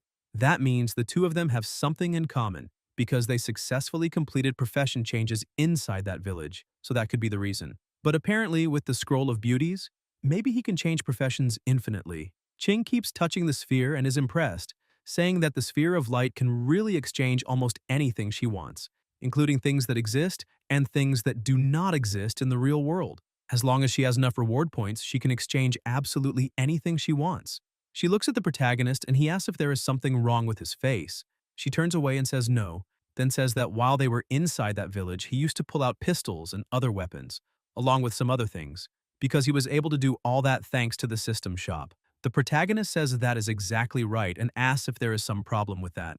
Ching argues with him, saying that he was lying because she tried, and it was impossible to use any kind of shop from the other world. But when she touched the sphere of light just now, the sphere also suggested that items, weapons, and everything else can only be exchanged through the sphere of light after completing the mission and returning to the temporary dimension. Shingha is shocked and thinks that this could only be because of the Scroll of Beauties, because the scroll may have stolen some permissions from the sphere of light, allowing him to use the shop to exchange items at any time. The sphere of light congratulates the three of them for successfully completing that mission and surviving. In addition, it points out that the next mission will begin again in 3 days.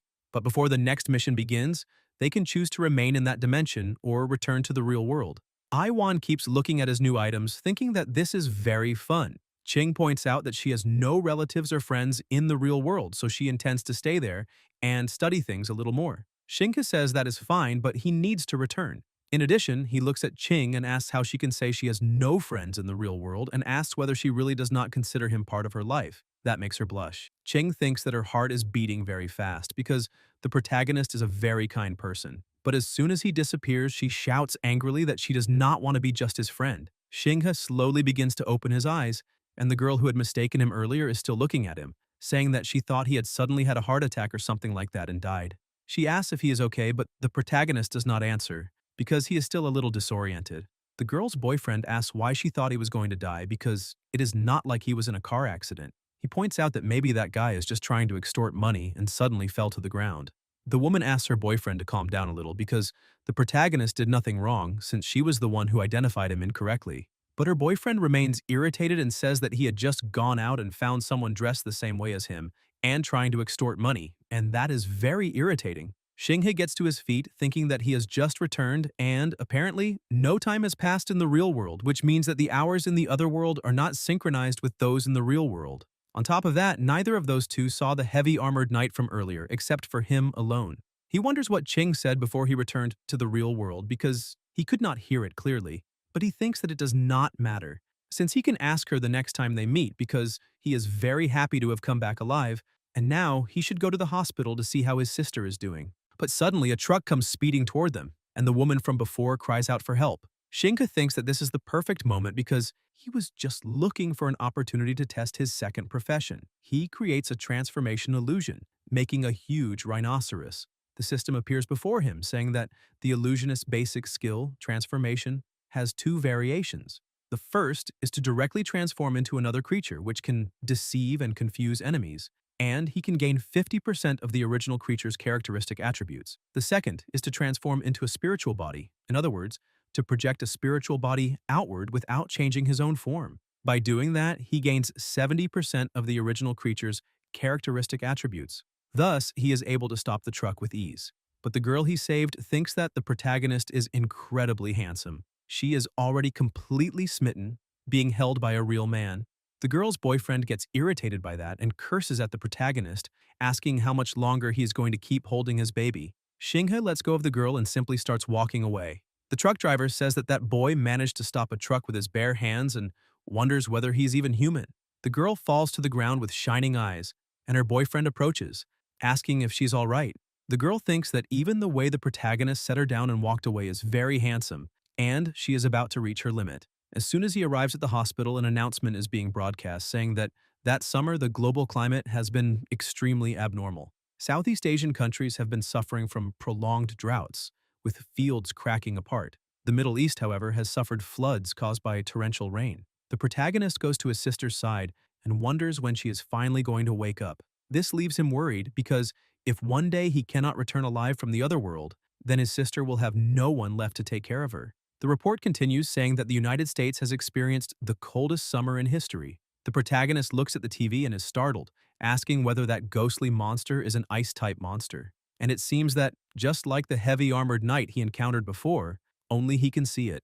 Suddenly, someone on the other side of the curtain wakes up, saying that he slept very well and that Big Brother has finally arrived, because apparently they all seem to have been chosen children. Xinghe realizes that the voice sounds familiar, and as soon as he pulls back the curtain, he sees that it really is Iwan, and asks what he is doing there and whether he is also a hospital patient. Iwan says no and points out that he came from the building next door. The protagonist is confused because the building next door to the hospital is a mental asylum. He asks whether Iwan is a doctor from the place next door. He explains that his sister has not been able to wake up and that it may be related to her brain nerves.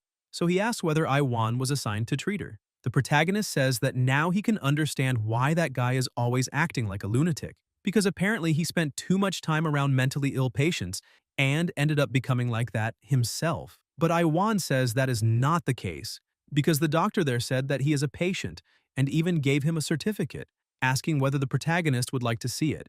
Long Yue, deputy director of the Special Affairs Directorate, enters the room and asks who Xinghe is. The protagonist introduces himself and asks who she is. The woman introduces herself, saying that she is from the Special Affairs Bureau and that her name is Long Yue.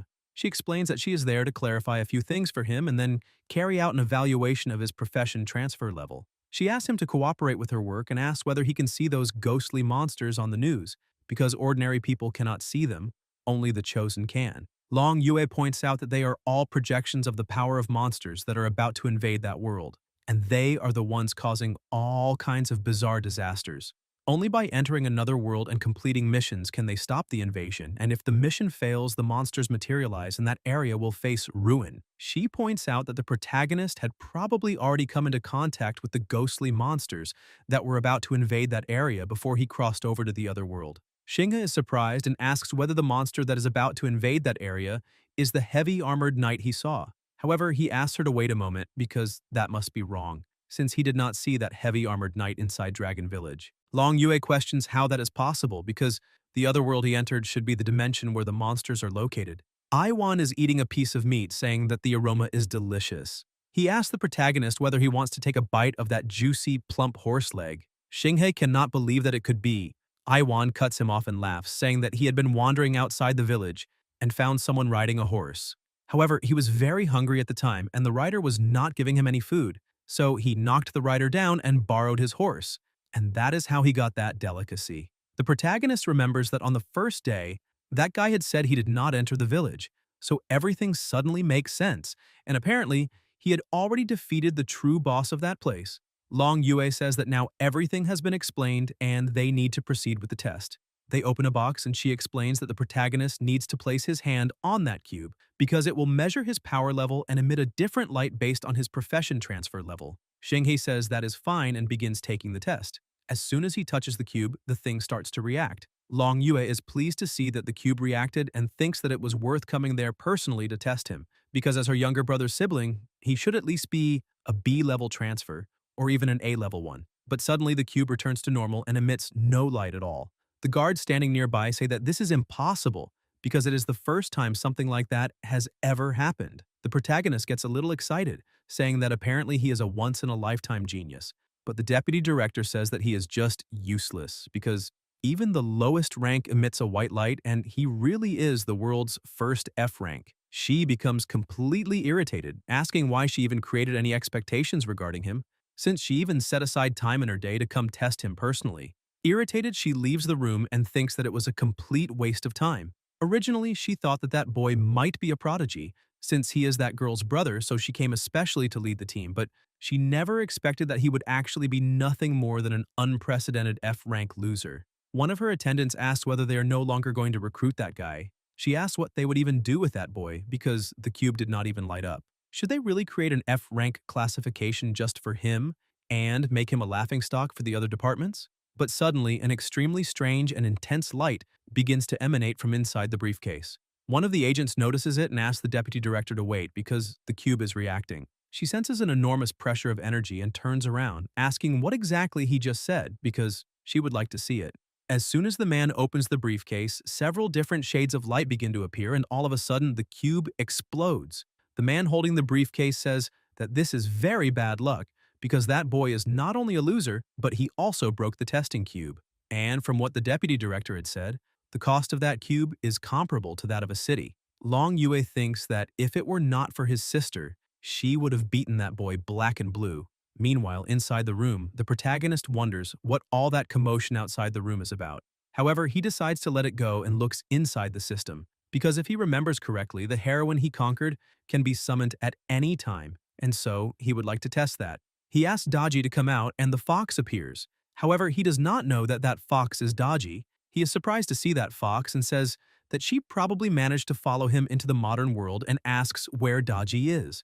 Suddenly, a nurse opens the door and asks whether the protagonist is the brother of the patient in Ward 7, because the medical bills are overdue and need to be paid. He receives a phone call thinking that he had forgotten that he sent a business proposal and arranged a meeting with Mr. Ma, but ended up forgetting about it. He runs out of the hospital telling the nurse that he is counting on her to take very good care of his sister, because he will pay everything as soon as he gets back, but right now, he has to go. He takes a taxi and heads to the Qingxi group. He gets out of the car thinking that as long as he can finalize the project with an investor, he will no longer have to worry about his sister's medical expenses, and he has to do well later. The guards ask the protagonist to stop and ask whether he has some kind of invitation. He says no, but the other guard asks whether he read the sign outside. The sign said that dogs were not allowed in.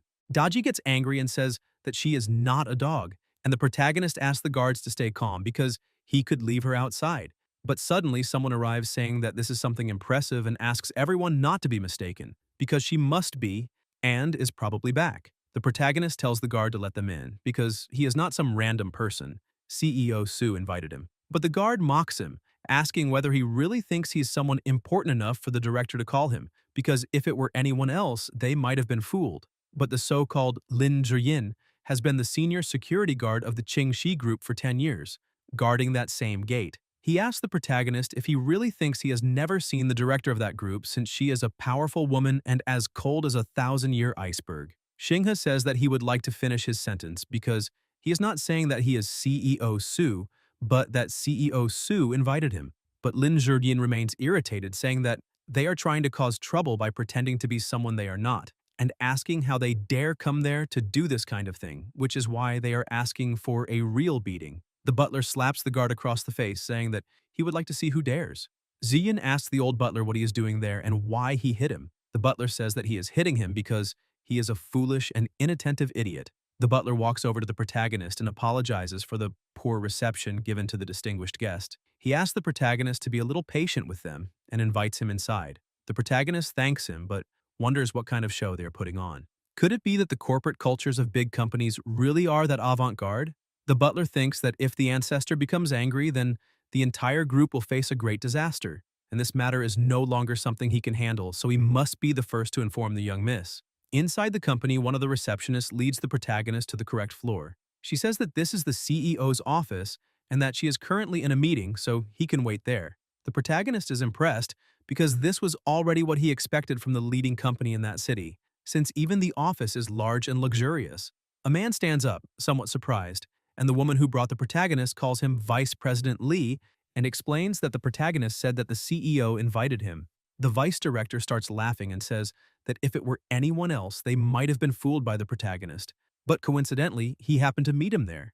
Li Ergu points out that he worked hard and fought within the Qingxi group for 10 years, just to finally secure that position as the group's vice president. The protagonist takes a deep breath, thinking that these lines sound a little familiar to him. Ergu sits down, saying that the protagonist claimed that the president had scheduled a meeting with him. However, he also points out that the president scheduled a meeting with Ergu, so how could she have scheduled a meeting with both of them? Xinghe asks the vice president whether he thinks there is a possibility that the matter the president wants to discuss with Ergu also involves him. The vice president says that is absolutely impossible. If the destined person is the president, then why would she arrange a meeting with someone like the protagonist?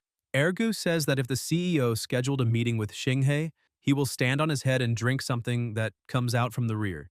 Xinghe stays quiet, thinking that it is fine because apparently that guy is only there to take advantage of the situation. Suddenly, the president enters the room, shouting and asking who dares say that kind of thing, because she would very much like to see who is so blind as to offend Mr. Yun. She is Su Qingyu, CEO of the Qingxi Group. She walks over to the vice president and slaps him across the face, and the protagonist thinks that apparently this really is the corporate culture there. She and the butler bow to the protagonist, saying that they greet Mr. Yun and the ancestor. However, neither of them responds.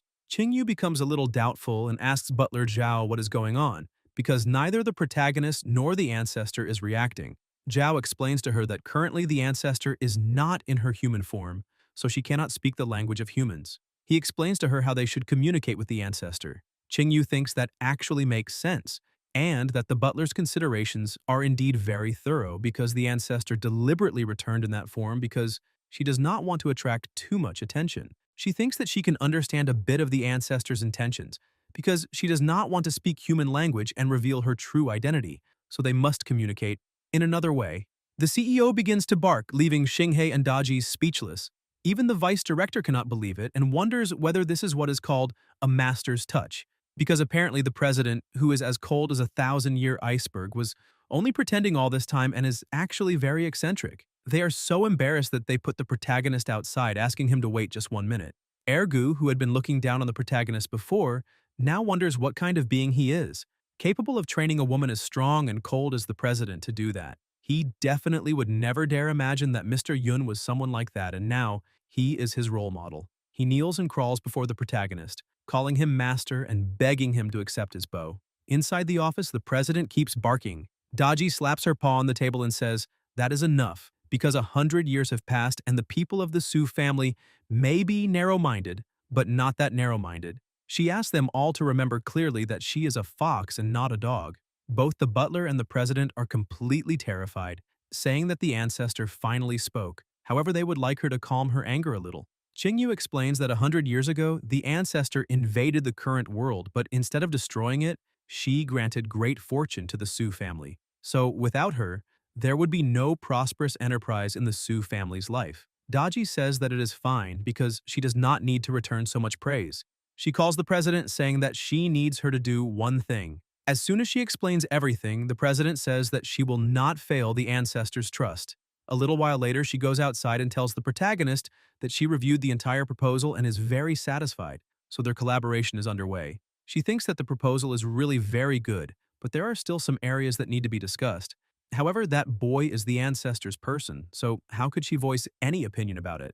Daji jumps back into the protagonist's arms while he asks the president whether they need to sign any contract. Qingyu points out that there is no need because his matters are the Su family's matters. Therefore, the entire group is at his disposal, and there is no need for a mere piece of paper. The president begins to leave and asks the butler to take the protagonist home. Xinghe is surprised, thinking that this is a little impulsive. A short while later at daybreak, Zhao takes the protagonist to a mansion, but he's a little confused and asks whether they did not say they would take him to his home, because that is not his house.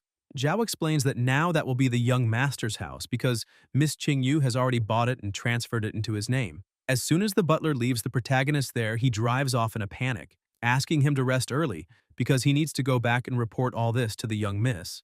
Xinghe looks at his new house and thinks that originally the business group did not even sign a contract with him, so he imagined that they were just messing with him. But now he cannot fully understand it because they gave him an independent mansion, and that clearly is not just to fool him. He decides to enter his new house, thinking that one should not receive favors without merit and wonders whether there is some trick behind all this. However, he decides to leave that for later because it is already getting very late and he needs to go inside, take a shower, and lie down to prepare for the next trip. As soon as he finishes his shower, he comes out and starts looking for where that fox went. However, he thinks the house is too big and it will be difficult to search everywhere, so he decides to sleep first because, in any case, the fox followed him from the other world, so she should be fine. But as soon as he enters the bedroom, Qingyu is lying on the bed, saying that he finally arrived, because she has been waiting for him for quite some time. She points out that on that day she ate a very delicious sweet, and because of that, she would like to share that flavor with him through her lips. Xinghe can barely get any words out.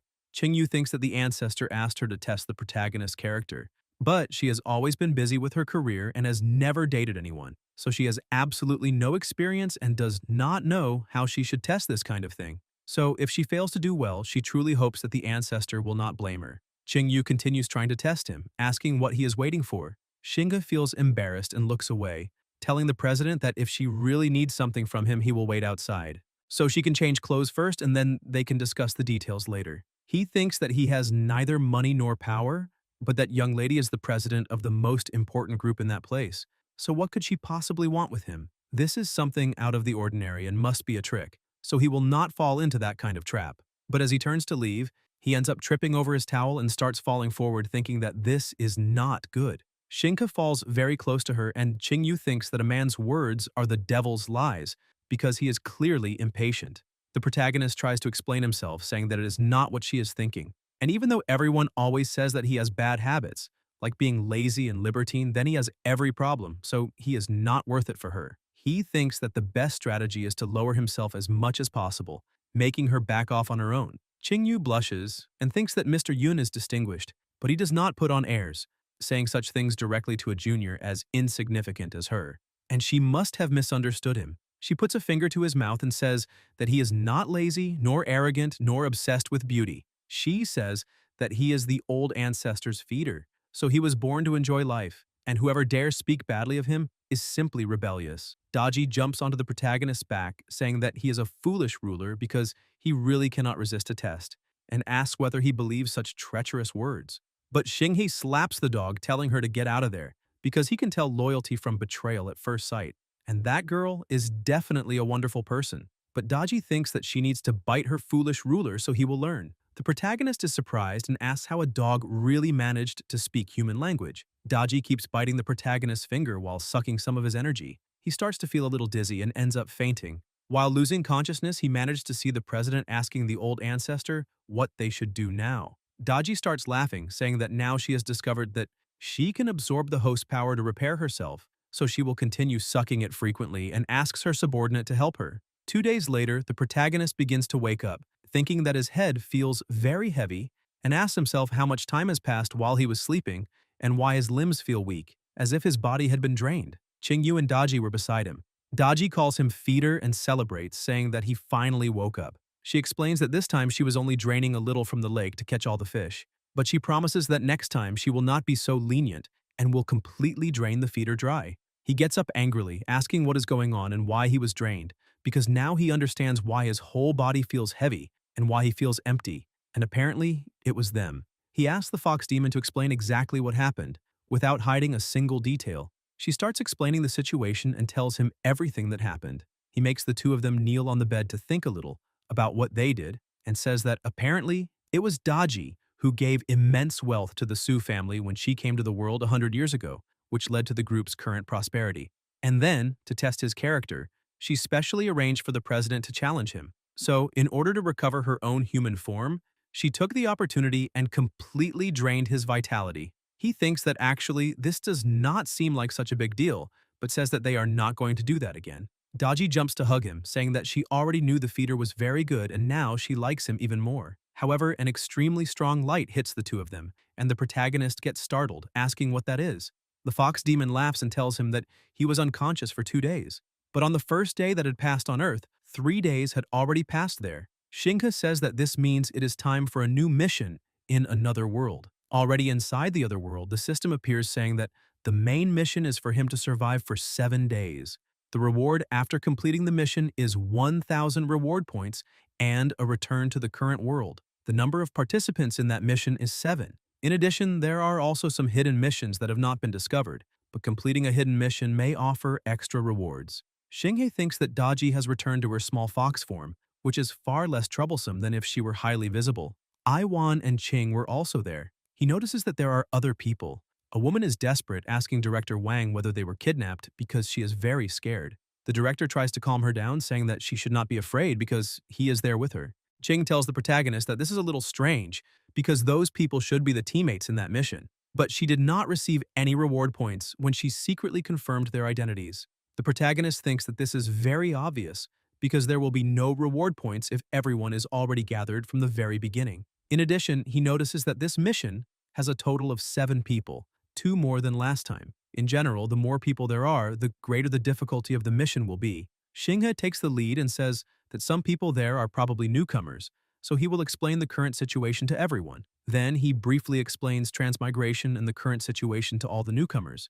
The system records this and gives him 100 reward points. He is surprised to find out that explaining the situation to newcomers can also earn him points. He tells everyone that the situation is basically that, and that the main priority now is to find a way to gather as much information as possible.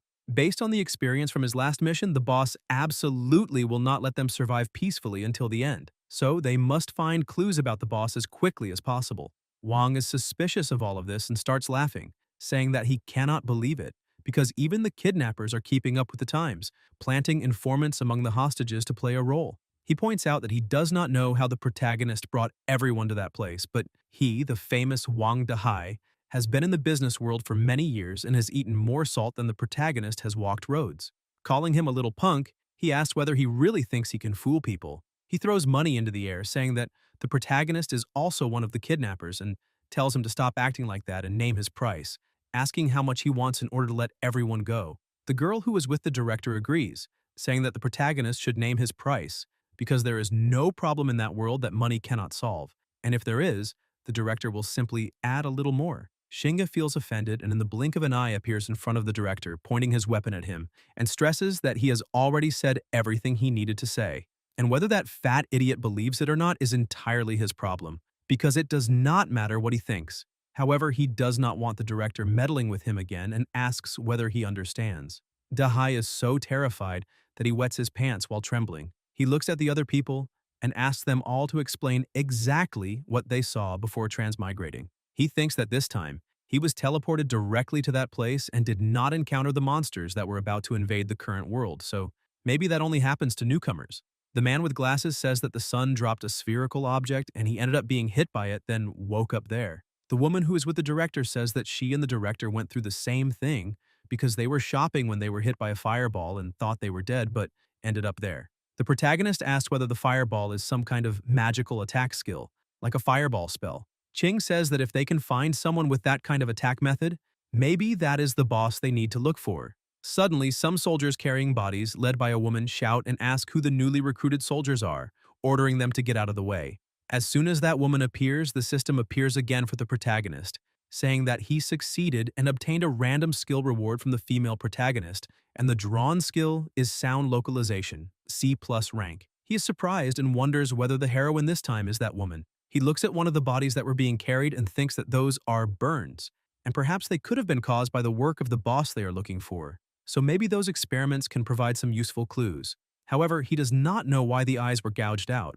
The general asks where the doctor is, ordering them to treat the wounded immediately. One of the soldiers informs her that the doctor does not seem to be in the camp and that he does not know where they went. Xinghe tells the general that his friend there knows some medicine and asks whether she could try to treat them. He thinks that Qing recently changed class to Doctor of Evil and is perfect for this moment. The general smiles and says that they will have to trouble them a little. The system reports that the host managed to give the heroine a glimpse of hope, and her favorability increased by 10%. The protagonist thinks that by letting Qing take care of the wounded, not only can she ask for some clues, but he also managed to increase the heroine's favorability. His plan to kill two birds with one stone was truly perfect. He asks the general what happened to those wounded people. She looks at him a little confused. Xinghe explains that they are newly recruited soldiers, so they still do not understand the situation very well. The general explains that those people are from the exploration team. About half a month ago, the exploration team sent a carrier pigeon back, saying that they had discovered the tomb of the ancient giant Kua Fu in Chang Valley, but ran into some problems. As for what kind of problem it was, the letter did not specify, so she immediately ordered other teams to support them. But she soon received another letter from the support team, saying that everyone in the exploration team had suffered burns of varying degrees and gone insane, gouging out their own eyes. So she sent another message ordering them to retreat quickly. So this is the situation they are seeing now. Xinghe thinks that apparently the boss is not inside that city. Qing calls the protagonist. He asks what is going on, and she explains that all those people are already dead, so how does he expect her to save anyone? The general becomes very sad about the situation, and the system appears saying that the heroine's hope has been shattered. A small hope is far more suffocating than total despair. So her favorability decreased by 20%, and her current favorability is negative 10%. Xinghe cannot believe it. A short time later in the city of Shanghai, the woman asks the director whether it is really okay that they ran away like that.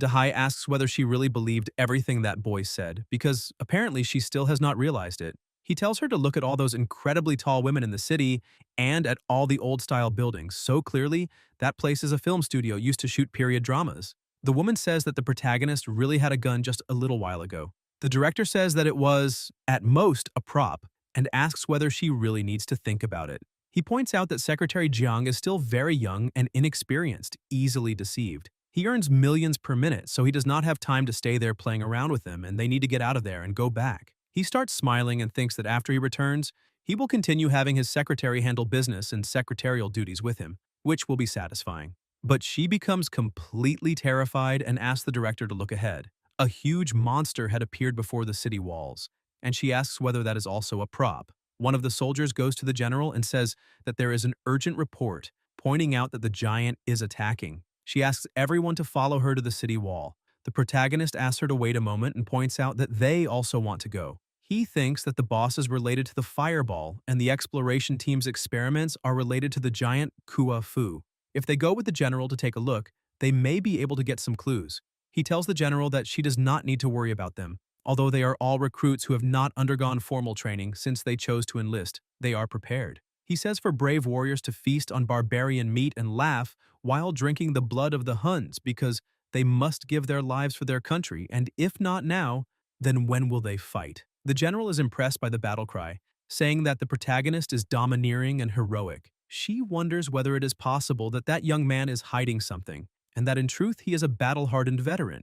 The system says that the heroine was deeply moved, and her favorability increased by 20%, bringing it to 10%. She says that if everyone in that city had such determination, then why would they worry about being unable to recover that vast land? She asks the quartermaster to take everyone to the arsenal to choose their weapons. A short time later in the arsenal, a soldier says that he is in charge of the arsenal and that they can choose whatever weapons they want. The protagonist asks whether they really can choose anything, and the soldier says yes. asking whether he really thinks they are going to kiss some weapon. Xinghe tells everyone to choose first, because he will take whatever is left. Qing is happy and says that he is very nice. Iwan laughs, saying that he wants a big sword and the full set. But the soldier keeps looking at the protagonist, thinking that that kid is probably trying to win favor because there are many weapons there, so what difference does it make who goes first or not, as if it were possible not to have enough weapons for so few people. He wonders what the general was thinking to place so much hope in that arrogant kid, to the point of ordering him to take them to choose weapons. He starts running, thinking that he really hopes that kid does not wet his pants when he sees the giant. He shouts that time is short and battle will not wait, so he will go first to find the general on the city wall, and all of them need to go quickly after choosing their weapons. Meanwhile, on the wall, the general was ordering the archers to prepare to fire. They manage to hit with the first volley of arrows, but that only makes the giant even angrier. He lands a punch on the wall, sending the archers flying.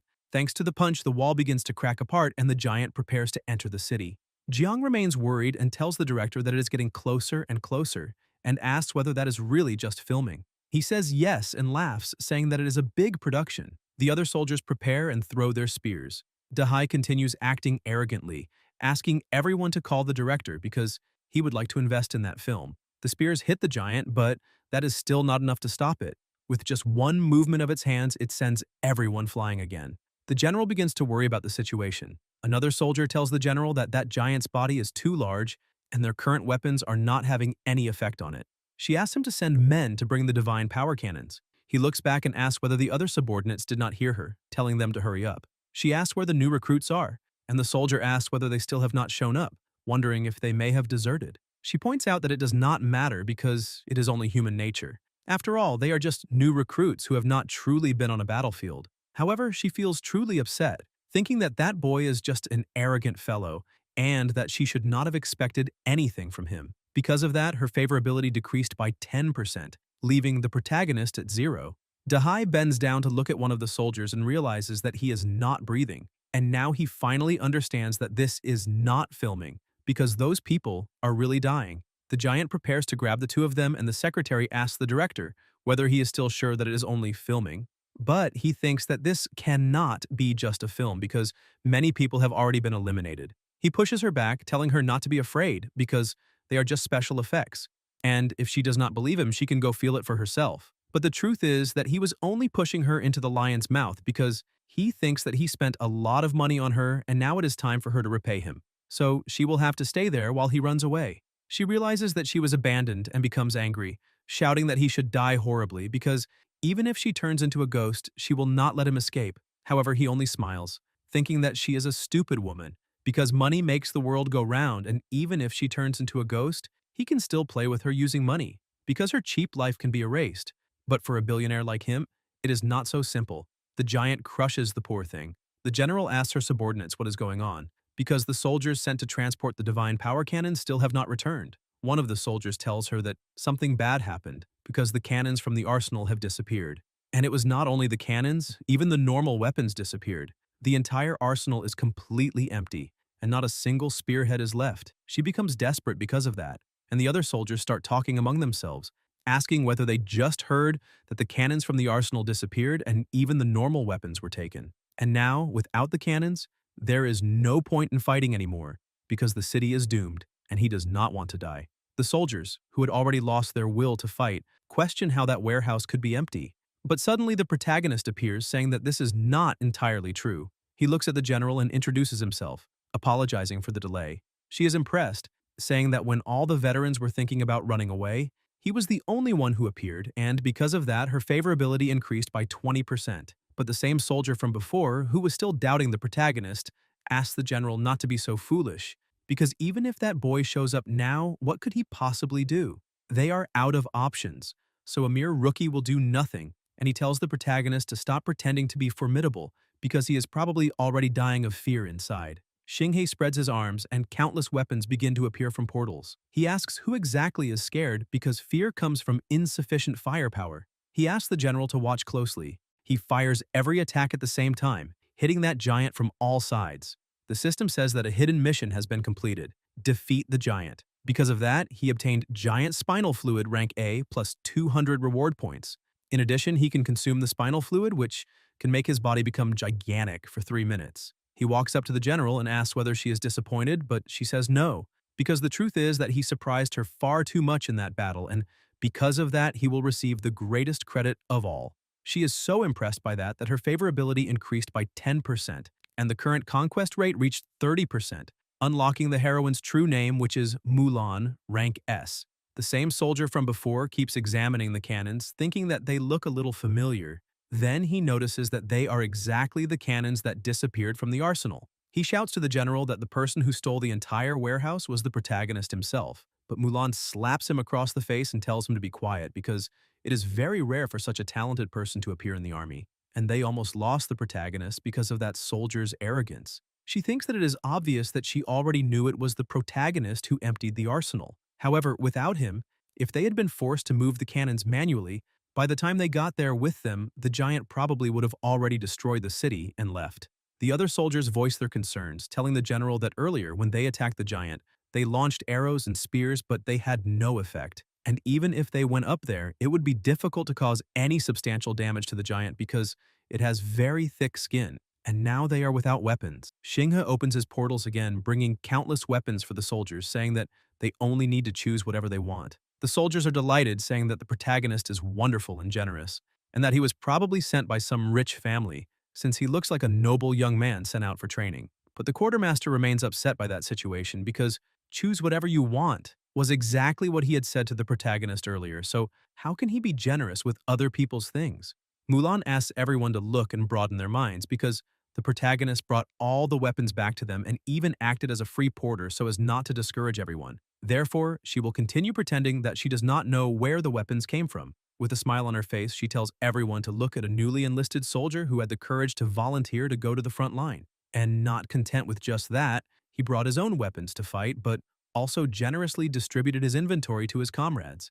And that shows how altruistic and fair he is. The system says that she greatly appreciates the protagonist's carrying capacity, so her favorability increased by another 10%. The general looks at the quartermaster and tells him to take a good look, asking what use he is besides mocking the protagonist. He tries to argue, but she cuts him off, saying that is enough, and asks whether it is really so difficult to admit someone else's excellence, pointing out that jealousy has already completely disfigured him. She thinks that the soldier needs to stop talking immediately because without Xinghe, they would have lost that battle a long time ago. Besides, extraordinary times call for extraordinary measures, so if that soldier tells the truth now, they will punish someone who rendered meritorious service.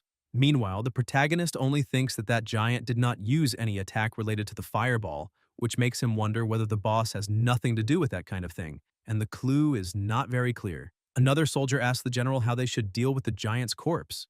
Qing gets excited, saying that they should dissect it and offers to do the job because she has never dissected such a large body before and is curious to know what it is like. She wonders what she should do in front of such a huge corpse because her body is trembling in shock and she can barely breathe. Xinghe and Mulan are a little frightened by how eager she is to dissect a corpse.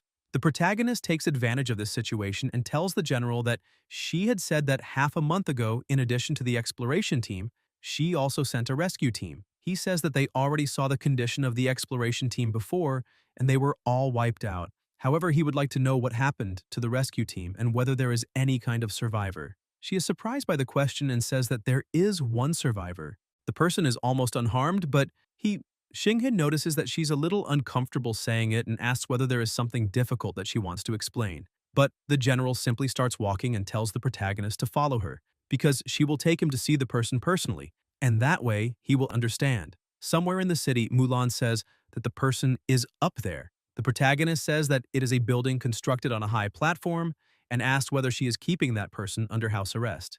Mulan says that is not the case, because he himself requested it. She points out that after he goes in, he needs to remember to close the door immediately. Sunlight seems to irritate him, and as soon as he sees the light, he becomes agitated. Xinghe grabs Qing by the arm, saying that she will go with him. She is surprised and asks why she was chosen out of everyone. He says that it is because she is the only doctor among all of them, so only she might be able to figure something out about that guy. As soon as they enter, they immediately close the door so no one will find out. The protagonist asks his companion whether she can see anything, but she says no, since it is completely dark. Xinghe finds that a little strange and wonders why he can see everything in front of him. Daji explains that it is because of her, because she shared the demonic race's spiritual vision with him. Now he has spiritual power detection. She explains that even in total darkness, his vision will not be affected. In addition, she points out that everything he is seeing at the moment is actually images detected by spiritual power projected outward. He finally manages to understand why everything he has been seeing so far is in shades of gray. But Ching is still completely lost in the darkness and asks the protagonist who he is talking to and what the two of them are muttering about. She points out that she still cannot see anything, that this is not going to work, and asks whether they can open the window at least a little. But Xinghe grabs her hand and tells her not to do that, and asks whether she forgot the general's instructions. Suddenly, something approaches them, and the protagonist notices one of the soldiers completely insane. He begs them not to open the window, stressing that they will come and find out because what the eyes see is not real. He asks the protagonist and his friend never to trust their eyes, because they should not have eyes. The eyes are what they use to monitor everyone. The protagonist calls the fox puppy and asks whether she is seeing what that thing is. She gets irritated and asks her master to stop the outrageous act of confusing a fox with a dog. She says that it is spiritual power, the manifestation of spiritual power released by some entity. She says that that man keeps saying that they will discover them. Released spiritual power generally takes on the appearance of the entity itself, so she thinks that the they that man is referring to may be someone's eye. The protagonist asks whether that means those things he is seeing right now are not real, being only a tactic to scare them. Daji tells the protagonist that he cannot understand it in such a simple and crude way. Although spiritual power has no physical form, it can still attack people. The protagonist approaches and greets the man, saying that the general brought them there to take a look at the situation. He points out that he would like to ask a few questions. The entity's spiritual power was becoming more and more agitated, and the poor soldier kept trembling in fear, saying that he did not want anyone asking any questions because he knew nothing, and he kept repeatedly telling the protagonist not to ask anything because they would find out. Shinka says that the guy is probably terrified of the eyes, and if this keeps up, he will not get the answers he needs. So, he has to use that move. Daji asks what move he is talking about. Xinghe throws Daji into the middle of the eyes. Because of that, the eyes latch onto her body and begin trying to restrain her. Xinghe reaches out his hand to the man, asking whether he can speak now. The man begins to calm down, and the protagonist asks what he saw in Changgu half a month ago. The soldier explains that the exploration team discovered the tomb of the legendary ancient giant Kwafu. When the rescue team arrived, the giant coffin had already been opened, and he personally saw Kwafu's enormous corpse. Even after thousands of years, the corpse showed no signs of decomposition, but that corpse had no eyes. Where its eyes should have been, there were only black holes like abysses, and the surface of the corpse was covered in flame burn marks. Besides him, everyone else touched that corpse, and without exception, they were all burned and left unrecognizable. However, there were no flames. He did not see any fire burning anyone, so he believes it must be some kind of corpse poison. Those flame-like patterns on the corpse must be some kind of deadly fire poison. The protagonist asks what all of that has to do with what he keeps repeating, that they will find out. The soldier begins trembling, saying that it is because he saw it and not everything he saw was false. Everything they see is false. It is all what they want them to see. However, he still saw it, not with his eyes, but suddenly an extremely powerful attack takes over the place, destroying those curses and breaking the wall of the room. Daji had become irritated and destroyed everything in front of her, saying that those spiritual energies were suppressing her own abilities, but they were only external projections and still dared to touch her. Ching is impressed by that, and Xinghe scolds the fox, asking whether she is joking and what kind of trouble she is causing at such a crucial moment. However, he is surprised to see that a strange mask suddenly appeared in his hand. The system says that it is the Golden Mask, S+ rank, an ancient mask with a strange design made of pure gold, very valuable, but seeming to have nothing special about it. It has a special effect that blocks the eyes. Wearing it allows the user to look directly at the sun without being burned. Durability is 3 out of 10. The protagonist thinks that this is very obvious, because with those two long and thick pillars covering the eyes, how could light possibly get through? In addition, he questions whether that really is an S-rank item, but when he looks ahead, he realizes that the man is no longer there and thinks that this is very bad. The soldier had gone into the light and gouged out his own eyes. He tells the protagonist that they found that mask in Kwafu's tomb. Therefore, he would like the protagonist to take care of it, because it may be very useful at a critical moment. Xinghe tries to stop the man, telling him to get out of there immediately and not do anything rash, because he is being so confusing that it is impossible to understand what is happening. The soldier says that now it is too late because they have already found out and his body is no longer under his control. Besides, he should have died a long time ago. He jumps down from above before Xinghe can catch him. While falling, the soldier asks whether the protagonist knows why he was the only one who survived. He points out that it happened because he abandoned all of his companions and ran away, even though he had been sent to rescue them. He points out that he is a coward and lived like a dog for so many days, and now it is time to join his comrades down below because a person like him is not worth saving. However, he points out that the protagonist is different because he heard about Xingye's actions in the past, and he has the courage that poor soldier lacked. The soldier asks the protagonist to remember not to trust his eyes, because they should not have eyes, and the eyes are what they use to monitor everyone. And the truth is the truth. Xingye becomes irritated, thinking that that poor man was right in front of him, yet he still could not stop him. Qing keeps watching that, and Daji, confused, asks what is wrong with her master. Qing explains that she is not human, so she would not understand, and asks whether she knows what the most painful thing in the world is. The fox becomes a little confused, and Qing explains that it is not anything specific, but when you see a vibrant life gradually slipping away from you and can only stand there watching, you feel powerless. However, she realizes that she is talking to a dog and asks whether she really can speak the human language. But Daji gets irritated and asks how many times she has already said that she is a fox and not a dog, and says that apparently all humans are brain dead, or something like that. Besides, this is not the time for her to focus on such trivial things. Daji tells her master that once again the clue was interrupted and asks what they should do now. Qing explains that that is not true because the clue is not completely lost. The protagonist asks whether she managed to find something. Qing explains that that soldier kept talking about eyes, surveillance, and things like that. To a certain extent, what that poor man said may be true. As medical professionals, they all know that the eyes and the body's immune system are not the same. Human eyes have an independent immune system, and sometimes the eyes can even be attacked by the body's immune system, causing eye diseases. Although that statement is not entirely precise, many people believe that the eyes are parasites in the human body. In addition, she dissected the giant's corpse earlier and found something very strange. The giant's eyeballs were completely necrotic. In other words, the giant that attacked them was completely blind. The protagonist says that the boss is probably connected to eyes. In addition, what that poor soldier feared was not the sunlight, but rather what the light, together with the eyes, could reveal. However, he still had no idea what the man meant by the truth is Kuafu chasing the sun. Guys, if you enjoyed the video, leave a like, comment, and subscribe to the channel so you don't miss new content. Thank you.